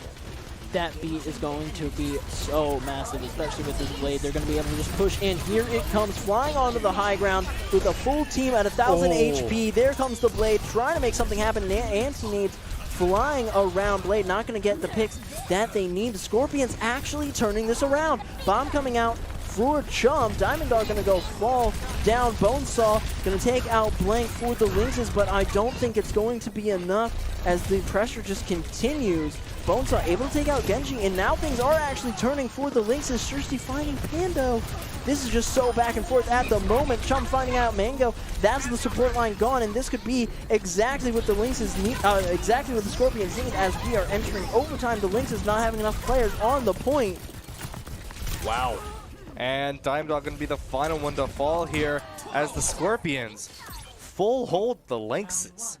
Yeah, an insane defensive hold to start off the game. Chum with the Diva just going to do so much peel. Those Absolutely. high grounds are honestly so good for that character. We've seen so much Sigma play that we haven't really seen the the other tanks, how they are really strong on this map, especially on that first checkpoint. Diva just doing so much for them, as well as the Ana Nano just, again, winning fights. Yeah, exactly, Josh. And the Lynxes, I like their idea of running that brawl, coming up this right side and trying to take advantage, but the problem was they did it for so long and they got countered for so long that there was about 1:30 left, and then they decided to switch up their composition, and they started to do some stuff there, so maybe if they switched earlier, they would have done a lot more. But now the Lynxes drawable or losable for this next map, depending on how the Scorpions want to play this. Looks like they're going to be running the same composition. Shirsty instead on the Sojourn instead of the Ashe. And the Lynxes running a more interesting composition with the Torbjorn and the Echo. Yeah, the Torbjorn going to be very interesting as there's no flyers for the Scorpions. Not really a big hit scan need overall. It's just going to apply a lot of pressure and really maintain space for the Lynxes, but I just don't see how that's going to be a big game changer. We'll see if they switch as they are walking out of the doors, but I don't think so because the Lynxes are going to be on defense. They're going to be sticking with the Torbjorn. Maybe Bonesaw is going to look for some hammer kills. I really hope those happen just so I can watch them. But we will have to wait and see as the Scorpions charge the first high ground. The Lynxes deciding to not have the same hold that they had. Never mind. That was the previous map. Never mind. Different team. Diamond Dog me holding the high ground with the Winston, trying to make some sort of pressure here that just keeps the Scorpions back. Shirsty charging some ult, though, already up to 20%, trying to just farm up all of this damage and avoid all these Discord orbs, as well as take out that Echo. Ame going to be a huge threat to the Scorpions. Yeah, and the Lynxes, though, we do see Mango. She is rocking that ult percentage on that Nano. Like you said, Josh, that is going to be the biggest deciding factor. And the Nano is going to be 72 ult, but Blank and Shirsty, the DPS on the side of Scorpions, going to do their job. Chum getting rid of Mango, the turret. And this is what the Scorpions need. But it's not going to matter as Triplet is going to finish it. And oh, the sleep dart onto Ame. That's going to give them map number 3 going to the Scorpions. Yeah. Wow, that was incredible, Josh. You know, we had that ultimate ready on the side of Mango, almost had it there to give it to someone, maybe helping out. Chum obviously going to get the play of the game for this match because that was just incredible play from Chum tonight. And this was, I mean, you can't deny this. This was absolutely wonderful to see Chum do. And I believe this was an environmental. Yeah, it was. That was just incredible for Chum to do. Yeah, unfortunate for Mango get slid all the way off the back there of that insane height. Yeah. But Lucio going to fall with them as well. And Chum just popping off tonight for the tanks, for the Scorpions, just doing so much work, finding so much value, and really having an insane contest onto that high ground, just doing so much appeal, and that Diva character just being so useful there on the first point. Yeah, and Josh, this is what we want to see, right? I mean, this is sort of back to that map 1 where the Lynxes weren't as dominant as their competitors here, and now the Scorpions, they're looking dominant again. They full held the Lynxes, and they took that point about a minute and a half, 2 minutes in, and now we're going to be going into map 3 to see how well Scorpions are going to... Map 4, thank you. I knew that. Map 4, where we're going to see if the Lynxes can tie it up, or if we're going to see if the Scorpions will win with a 3-map win. That's what I wanted to say. And if the Scorpions do win, we'll have an exact inverse of round number 1. That will mean the Scorpions advance onto grand finals. That is what is at stake here for the Lynx. They are the defending champions of the Esports Tower Rumble, and they do not want to lose here, so the pressure is definitely on for the Lynxes tonight, and we are going to have to see in map number 4 how they respond to that pressure. Yeah, it's going to be interesting to see how the Lynxes are going to do this. Are they going to come back out on this brawl composition again and try to take them out on this high ground, or are they going to try and run maybe a mirror type of composition against the Scorpions and really rely on Ame to get these picks like on Ashe and Sojourn? Yeah, Ame definitely capable of getting those picks and definitely a DPS that you can rely on. Unfortunately, though, so far tonight, the Scorpions have just been popping off. Yeah. And the Lynxes are not getting the same value that they normally do. Will that change, though, as we head into map number 4? Yes, because it's map number 4, not map number 3, like I said earlier. So as we approach this next map, we'll see on the Lijiang what exactly the Lynxes. Lijiang Tower, my baby. I love this map. This is one of my favorite maps to cast when I'm doing other things. But here in the Esports Tower Rumble, we do not see this map often enough, and it is one of my personal favorites, and definitely a competitive favorite for just the scene overall in Overwatch. And Diamond Dog going to be back on the Reinhardt, and we're going to see the Brawl comps clash as Naiwo's back for the Scorpions. Yeah, Josh, and this is going to be interesting to see. The Scorpions running this basic Junkrat, Symmetra, Reinhardt, Lucio, Mora on this map. Very usual, very common.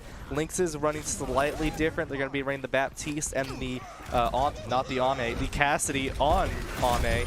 Switch that, you get the point, as they come into the control room here, and the Lynxes are going to be forced back a little bit because of the damage that Blank is putting in, and they're going to be coming on to point for this next fight.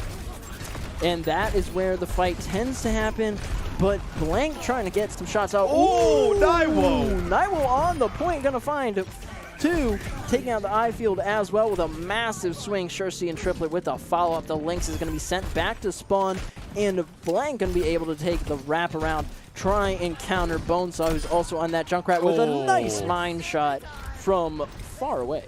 And this is the dominance that Scorpion is just showing on top of the Lynxes right now.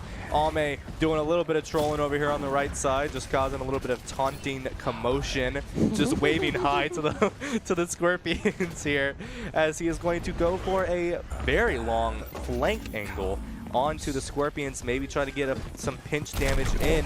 And he's going to almost fall to Blank, but he is going to manage to get away and grab that Mega. Blank now just trying to keep alive here in the back corner, put out the pressure and the damage for the team. Shatter coming up for Naiwo. Diamond Dog only 40% behind, but an insane block and the eye field as well, just guaranteeing that Shatter did not get the value it needed. Naiwo not going to be happy about that as Diamond Dog continues to press forward. Naiwo flying back into the fight now. Coalescence popping for the Scorpions. That's going to be huge for them, but the window Fire Strike going to be able to take out LR15, and Diamond Dog finds a second onto Shursty. That's going to be the point over to the Scorpions, and they are popping off right now. Ultimates on the ready with Shatter and, oh no, Riptire Shatter are going to be very dangerous. The Scorpions are going to have to look out very closely here. Yeah, the Scorpions, they're going to have both their DPS ults online for this next fight. Bonesaw getting ready for this tire, sitting on the high ground, and here it comes. Oh no. Oh, what a kill on Shirtsy. Just very unlucky not being able to get on the side of the wall. Both Reinhardts are going to fall down to a charge. Blank's going to get rid of Ame. Pando getting rid of his counterpart, Triplet. And now Naiwo's going to swing the hammer and get two, looking for the third, and is going to fall to Bonesaw. This is definitely still winnable on the side of Lynx as the beat does come out. Bonesaw going to find another kill there, and Shirtsy is going to try and find someone. Most of them going to fall back though, and is going to do some damage to Diamond Dog here as Diamond Dog hits a shatter on a... Wait, the beat comes out from the side of Scorpions though. And the Scorpions bounce back into this fight with the whole team ready to go. Shirtsy somehow able to respond. LR15 actually getting picked right as I said that, unfortunately. Now the Lynx have the advantage, and the Scorpions have to back right off. That beat unfortunately going to waste. LR15 not able to stay alive long enough. Yeah, what a long fight that was, Josh, with Lynxes doing the best they could. Oh, Ame dodging a near-death experience. Shatter is online. Let's see if Diamond Dog can find another block here. Ame gonna get rid of Shirtsy, and everyone is getting stunned on the ground right now, so that's fun. Naiwo is going to look for Diamond Dog, get some nice swings, but Ame is going to say, no, get away from my tank, please. And Ame finally finishing off Naiwo. Triplet trying to respond with the boop on the Bonesaw for the kill, but Ame is popping off on to these. I was about to say supports, but he actually took out the other tank there. Diamond Dog going to be flying back to the point, resetting as the Scorpions come back from the spawn. Now on ball, we're going to see overtime pop. The Lynxes have control of the point here. They just have to clear it to win. Naiwo going to take out Ame early, though, and this is definitely winnable for the Scorpions. They can bounce back right here. Bonesaw trying to stop that, but with the Riptire onto Shursty, mine onto LR15 as well. Naiwo looking to get the pick on the DPS, still staying alive somehow. Triplet going to fall to Mango.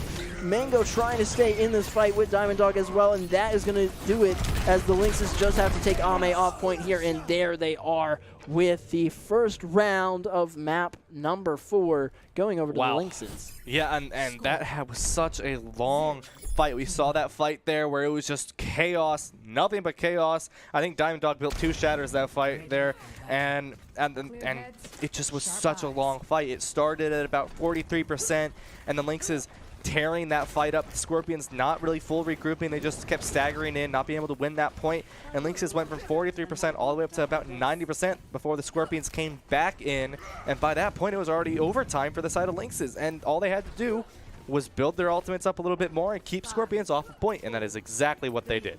Yeah, unfortunately for Scorpions, they decided to try and stay contesting the point, instead staggering their DPS just ever so slightly to give the Lynxes the slight advantage in that last fight. Now, both teams going to be exploding onto this point. Scorpions not going to be running the Symmetra. Actually, neither team running Symmetra here, which is very interesting for Overwatch 2. I guess it's just not part of the meta to use the teleport. Bonesaw finding Shursty early. That's going to be the mirror pick to open things up. And Scorpions already on the point, but this could change over at any moment. Yeah, and Diamond Dog going to look for a pick here on the Blank. Bonesaw is going to finish it off as Naiwo is off taking the map with Bonesaw. With the barrier there. That was a charge. Ame's going to get rid of Triplet. Triplet taking out Pando. Diamond Dog onto LR15. And Ame looking for this final kill on the Shirtsy. Diamond Dog is going to get it, and the point is going to be capped by the Lynxes. The Lynxes doing a great job to open this up here. The Scorpions trying to get onto the point, but Bonesaw with the picks early, able to just open up the fight for their team. Shursty now switching over to the Cassidy off of the Echo, trying to counter Bonesaw, who just has been so dominant here in this match.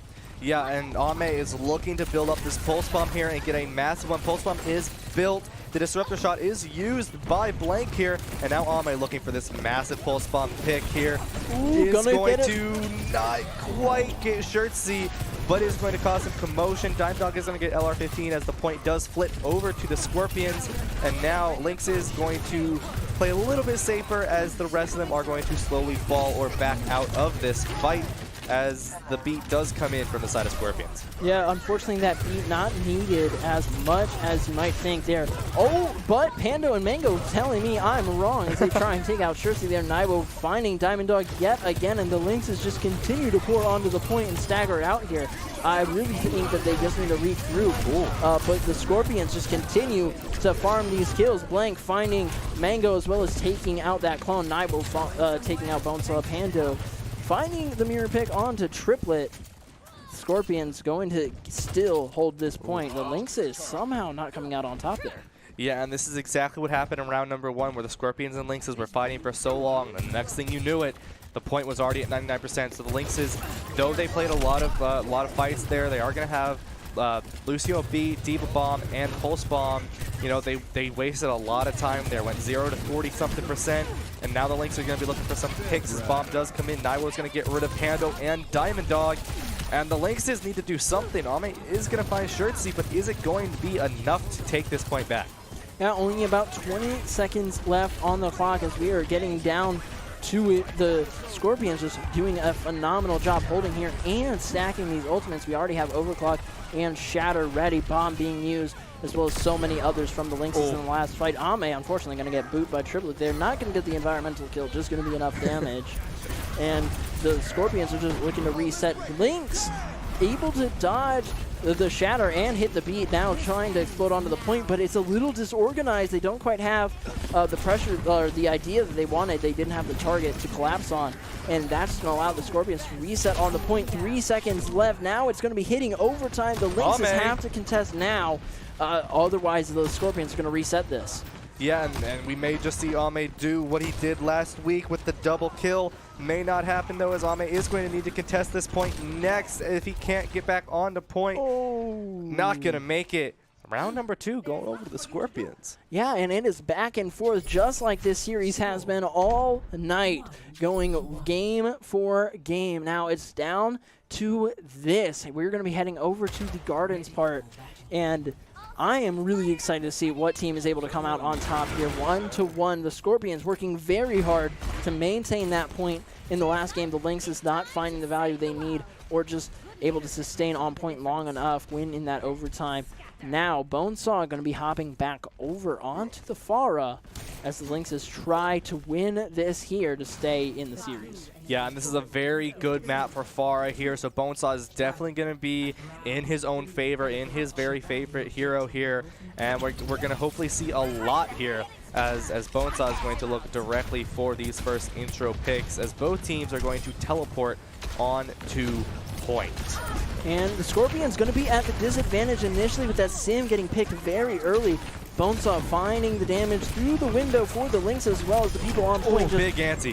Getting involved in the brawl. Rockets just finding so much splash damage as well, and the Scorpions staying alive amidst it all. Diamond Dog going to fall, and that's going to reset all the pressure that the Lynx were able to come up with. But Bonesaw looking to switch it back on as Diamond Dog's rounding back around towards the point now. And all of these squishies are falling to these Rockets, just looking to take out Triplet here on the walls. Some amazing shots, able to find the pick now, and the point going to go over to the Lynxes to start things off. Bonesaw and Ame building up those ultimate abilities on the DPS side. Scorpions looking at no ultimates at all. Maybe a little close to Shatter here, but Lynxes, Bonesaw. I mean, those direct rocket hits, I want to see the stats on that. That was incredible to see there. And Ame is going to look for another Pulse Bomb kill. Bonesaw taking out Blank. Wow, Bonesaw is just insane with these kills. Ame, don't do it to him. The Pulse Bomb ready, not going to be used just yet. Instead, waiting for the right time, decides not needed to win this fight as the Lynxes were able to just explode and separate through the Scorpions. Bonesaw taking out Naiwo as the supports try to get LOS. Unfortunately, they are not able to do so. Now Blank trying to find a med pack and just stay alive while the Scorpions regroup. Yeah, and Bonesaw just used the ultimate ability there and is now already 50% to another one as the rest of the Lynxes are building up their ultimate abilities. Scorpions looking at Coalescence, they're looking at Shatter, they're looking at both DPS ultimates, so maybe Scorpions can get a good intro pick here to get into the fight. But right now, Lynx is looking really, really good. Shatter ready for the Scorpions as Nairo looking to use it. Justice and the Nano. Oh, the Nano going to be a little bit early. Justice not ready in time. Not going to get the picks except for on Triplet. Already going to be traded out. Shirsty able to take out Bonesaw. Mango trying to get the rest. So much is happening so quickly now as Diamond Dog's able to find 2. And the Lynxes are responding 70%. And it looks like they might be able to take the tower here if they are able to win this team fight, or the Scorpions continue to stagger this point. Yeah, and Diamond Dog just swinging the hammer. She is phenomenal on this Reinhardt. We've seen it before, and we're going to see it again tonight, Josh. 85% in counting, and statistically, it's very unlikely for the enemy team to win once a team hits 85% on a control point here in Overwatch 2. And both DPS ults are here on the table for the side of Lynx's. Mango is going to res Ame. Bonesaw looking for 2 kills here. And Sleep Dart. Wow. Ame's going to find Blank, Pando going to find Naiwo. No one's going to be able to touch the point on the side of Scorpions, and Lynx's taking on this next map. And we will be heading to map number 5. It's 2-2 in the series here in the semifinals. Bottom of the semifinals, I might add. This is the game that decides who will be joining the Vipers in the grand finals. And it looks like it could be either the Scorpions or the Lynx. Still, these games have been so back and forth, and both of these teams are putting in all of the work. Yeah, and you know it's gonna be close as we come into this final map here. Who's gonna win, Lynxes or Scorpions? Lynx, it's sort of a bit back and forth, the dominance of these two teams, which makes it really even. We just saw a 3-round Lijiang, and that was incredible. Map 1, round 1 was pretty even. Round number 2, very dominant for the Scorpions, and round 3, very dominant for the Lynxes. So now we come into this final map scene. Who is going to be the dominant team? Who is going to get polished on those skills? Who's going to do the best? Who's going to do the most damage, get the best picks coming into these fights? And it's going to be close.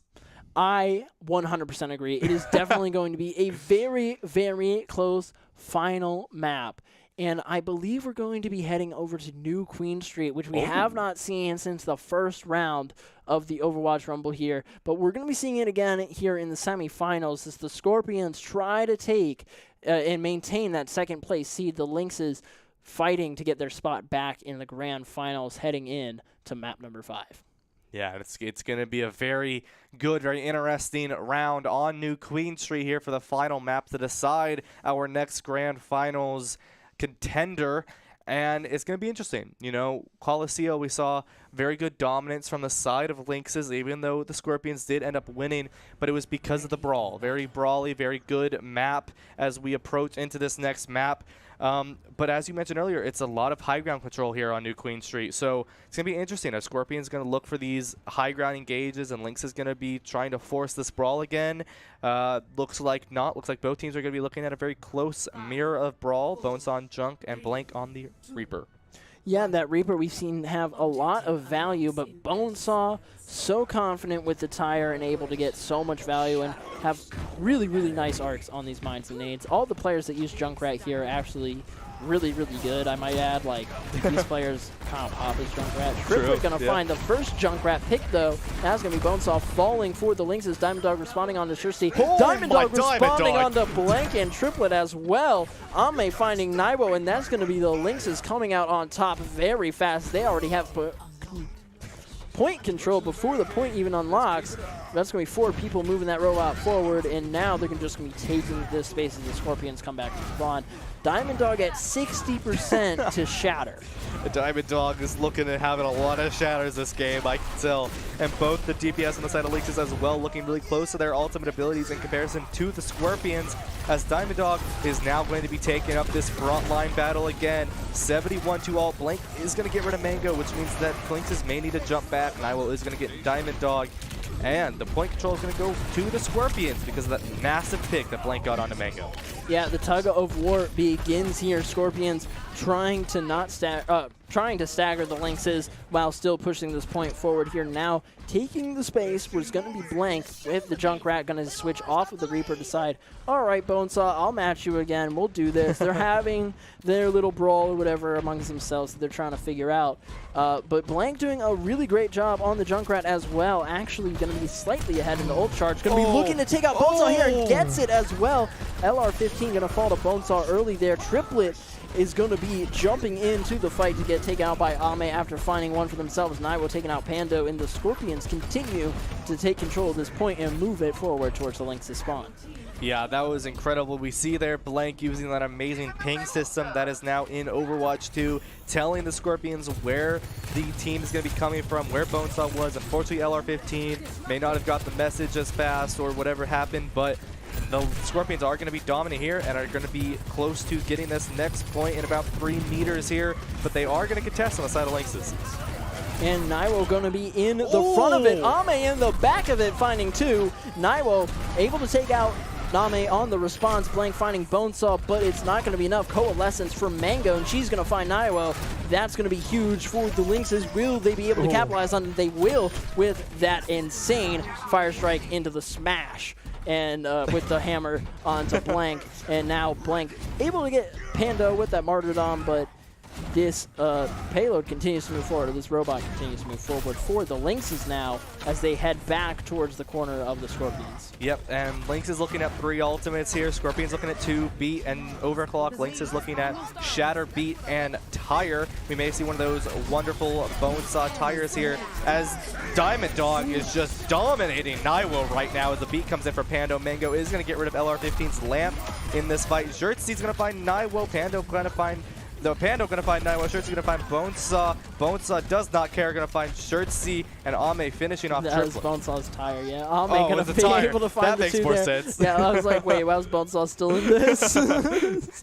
But yeah, Ame able to find 2 as well for the Lynxes, and oh my gosh, they're just doing such a great job here recontesting this and pushing the Scorpions back. The Scorpions not able to respond quite yet. Checkpoint 1 is reached for the Lynxes. The Scorpions just a couple meters off still. And Bonesaw's in the back line. Unfortunately, he does not have his rip tire, instead trying to make something happen with his other devices. Now Naiwo going to be in the front.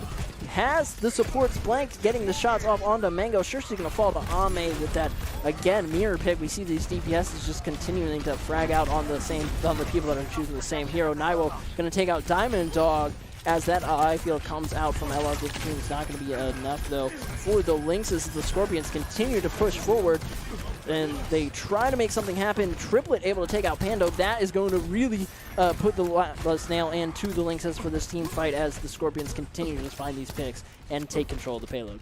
Yeah, and we do see Bonesaw. Looks like he was resetting there to get back to the team instead of getting staggered. Very smart decision there. And now the Lynx is going to be looking to recontest this as the Scorpions look to try and take the lead, as they are about 13 meters away from this push bot lead here, as the window does come out from LR15, put some pressure back, really secure this point control, and Blank does have Tire and does get rid of Bonesaw here, and is looking to get rid of Ame, but Ame is going to slide himself out with that electric slide. Now we're going to find 2. Okay, well, Ame is not going to get so lucky anymore now as Blank does use the Rip Tire. Yeah, that Rip Tire going to be finding these picks so consistently from both teams. Such a really, really amazing ultimate, especially here in Overwatch 2, as these DPSs have some really interesting changes. The Scorpions, though, going to be pushing forward here, finding Xerxes. That's going to open up the next fight even. Mango popping Coalescence already in response to try and make something happen. Gets the trade onto Blank. That's going to be good, but now has to keep these support heals out. Not going to be able to do a lot, though, as Naiwo gets taken down by Diamond Dog. Diamond Dog and Pando just popping off in the front line. Mango joining to take out Triplet now. Xerxes having to fall back with the rest of the team. Overclock on the ready. Not going to want to use it now, though, as Bonesaw just continues to apply this pressure for the Lynxes.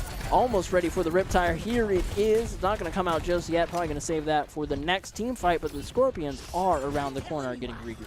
Yeah, and you can tell Bonesaw's, he's looking for it. Here comes the tire. It's going to be a massive one. I can feel it.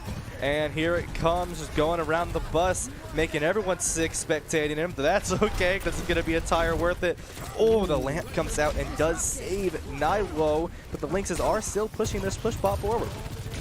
Xerxes ready with the overclock in the back as well now. Bonesaw able to take out LR15. Very good for the Lynxes here, but the Scorpions still contesting this payload here on the defense. Not quite giving in to the Lynxes yet. Diamond Dog and Bonesaw having something to say, though, saying, give up now, give up now, give up now, here's a mine. And Ame joining in as well to shoot the guys, and they are being shot indeed, as there's only one player left alive for the Scorpions being taken out right now. LR15 trying to stay alive and not stagger here. And if they do get sniped, that's going to be very, very bad for the Lynxes, who are now in the spawn of the Scorpions. Able to, Shirsty finding one. Mango popping Coalescence already. Not going to find any picks with it, but a lot of support, I'm sure, came out of that. Ultimate Riptire going to be ready for blank. Yeah, and this tire is going to be very good for the side Scorpions to get this point control back, as they are 20 meters behind the Lynxes now as we approach 2 minutes and 40 seconds remaining for the Scorpions to take this fight back. And this is getting close to both spawns on both teams. Shirtsy is going to take out Diamond Dog with the overclock ability, and now Ame is going to take out Triplet, but Naiwo is going to take out Ame as well. And this is so back and forth. Both of these teams really understanding the stakes here. They want the grand final spot. They have to win here if they're going to get it. Naiwo able to shatter on to Pando. Shirsty finding two, and the Scorpions looking to take it here.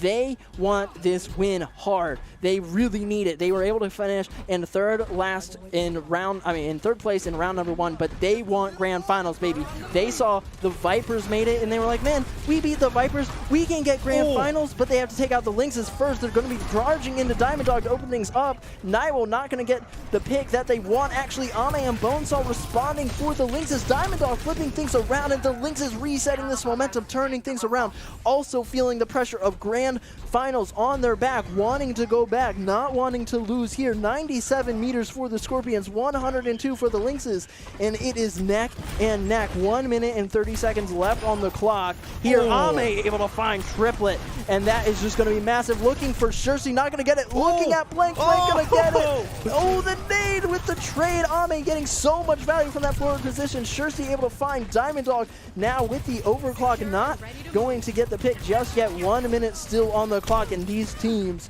are really fighting hard right now. Yeah, and we are in the last minute and 7 seconds. Anyone's game right now. The Scorpions are only 5 meters behind the Lynxes with a minute and the push spot in their control. The Lynxes looking at a Shatter, looking at a more Coalescence, and that is about it. Ame is going to find LR15 and is going to get High Noon. Mango going to find Shirtsy, and this is going to be close as the Scorpions are running really low on ultimates here, as they only have the Overclock, the Shatter, and the Beat, as the Lynxes have point control here with 40 seconds remaining in map number 5. Map number 5 of the semifinals. Both these teams still wanting to get grand finals. 30 seconds left. Diamond Dog looking for this information, seeing who's on the high ground, spotting out as just ones, taking the space, trying to maintain it. The rest of the Lynxes on that payload, moving it around the corner. The Lynxes need to make this push work. They have 20 seconds left here. If they lose, it could go to the Scorpions.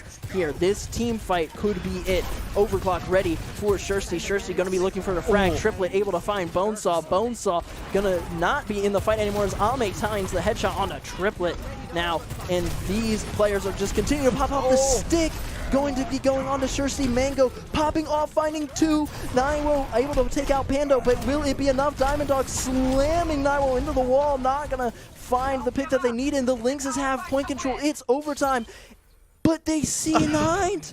Oh no, they did not C9. The Lynxes win, and they are going back to grand finals. Your defending champs, Josh, coming back, and they will be taking on the Vipers. Diamond Dog with the play of the game. Not surprised one bit. She was phenomenal on this Reinhardt here tonight, and we see it right at the start. It gets 3 people here with a swing, and it was just phenomenal. I mean, wow, that was incredible to see. That was a 60% ult charge swing. That was.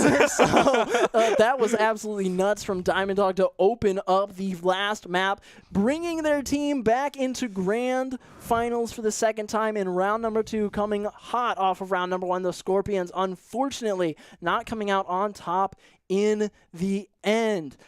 But, man, we have had an insane couple of series tonight as the Lynxes, the defending champions, fought tooth and nail to make it back in the grand finals. They had to prove it. And you know who else had to prove something tonight? The Vipers. The Vipers. Yes. The Vipers had to prove it tonight. They were able to take out the undefeated Barracudas so far, putting them in the third-place match against the Scorpions, who are going to have to, again, fight for that third-place position, unfortunately, here in round number 2.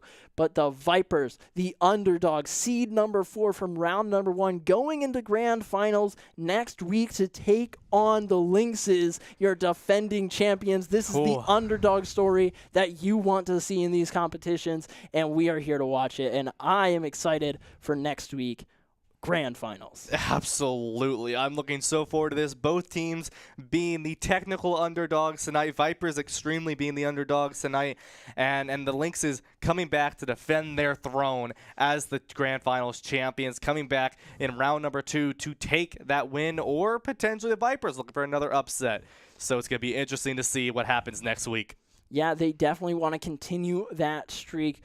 But, man, these series have been absolutely insane, and I don't think it would have been as insane without this player this week, and that is going to be from the Vipers. And your player of the week is Bladon on the tank. We saw them on Colosio playing that Junker Queen, getting so much value with that Rampage Ultimate. Absolutely, and honestly, that's what I'm looking forward to is for the grand finals is, are we going to see more Junker Queen play? Because the Vipers, they figured out what they were doing wrong, they fixed it, they polished it, and now they are looking phenomenal for this next up match against the Lynxes, and I'm looking forward to that. I am also looking forward to it, but that is going to be next week. That's going to do it for the matches here tonight. Thank you so much for watching. I have been Josh Cunningham. Joining me has been Ryan Blankenhorn. Thank you very much, everyone. And I am going to do my sign-off dance. I'm going to join in this time. Let's go!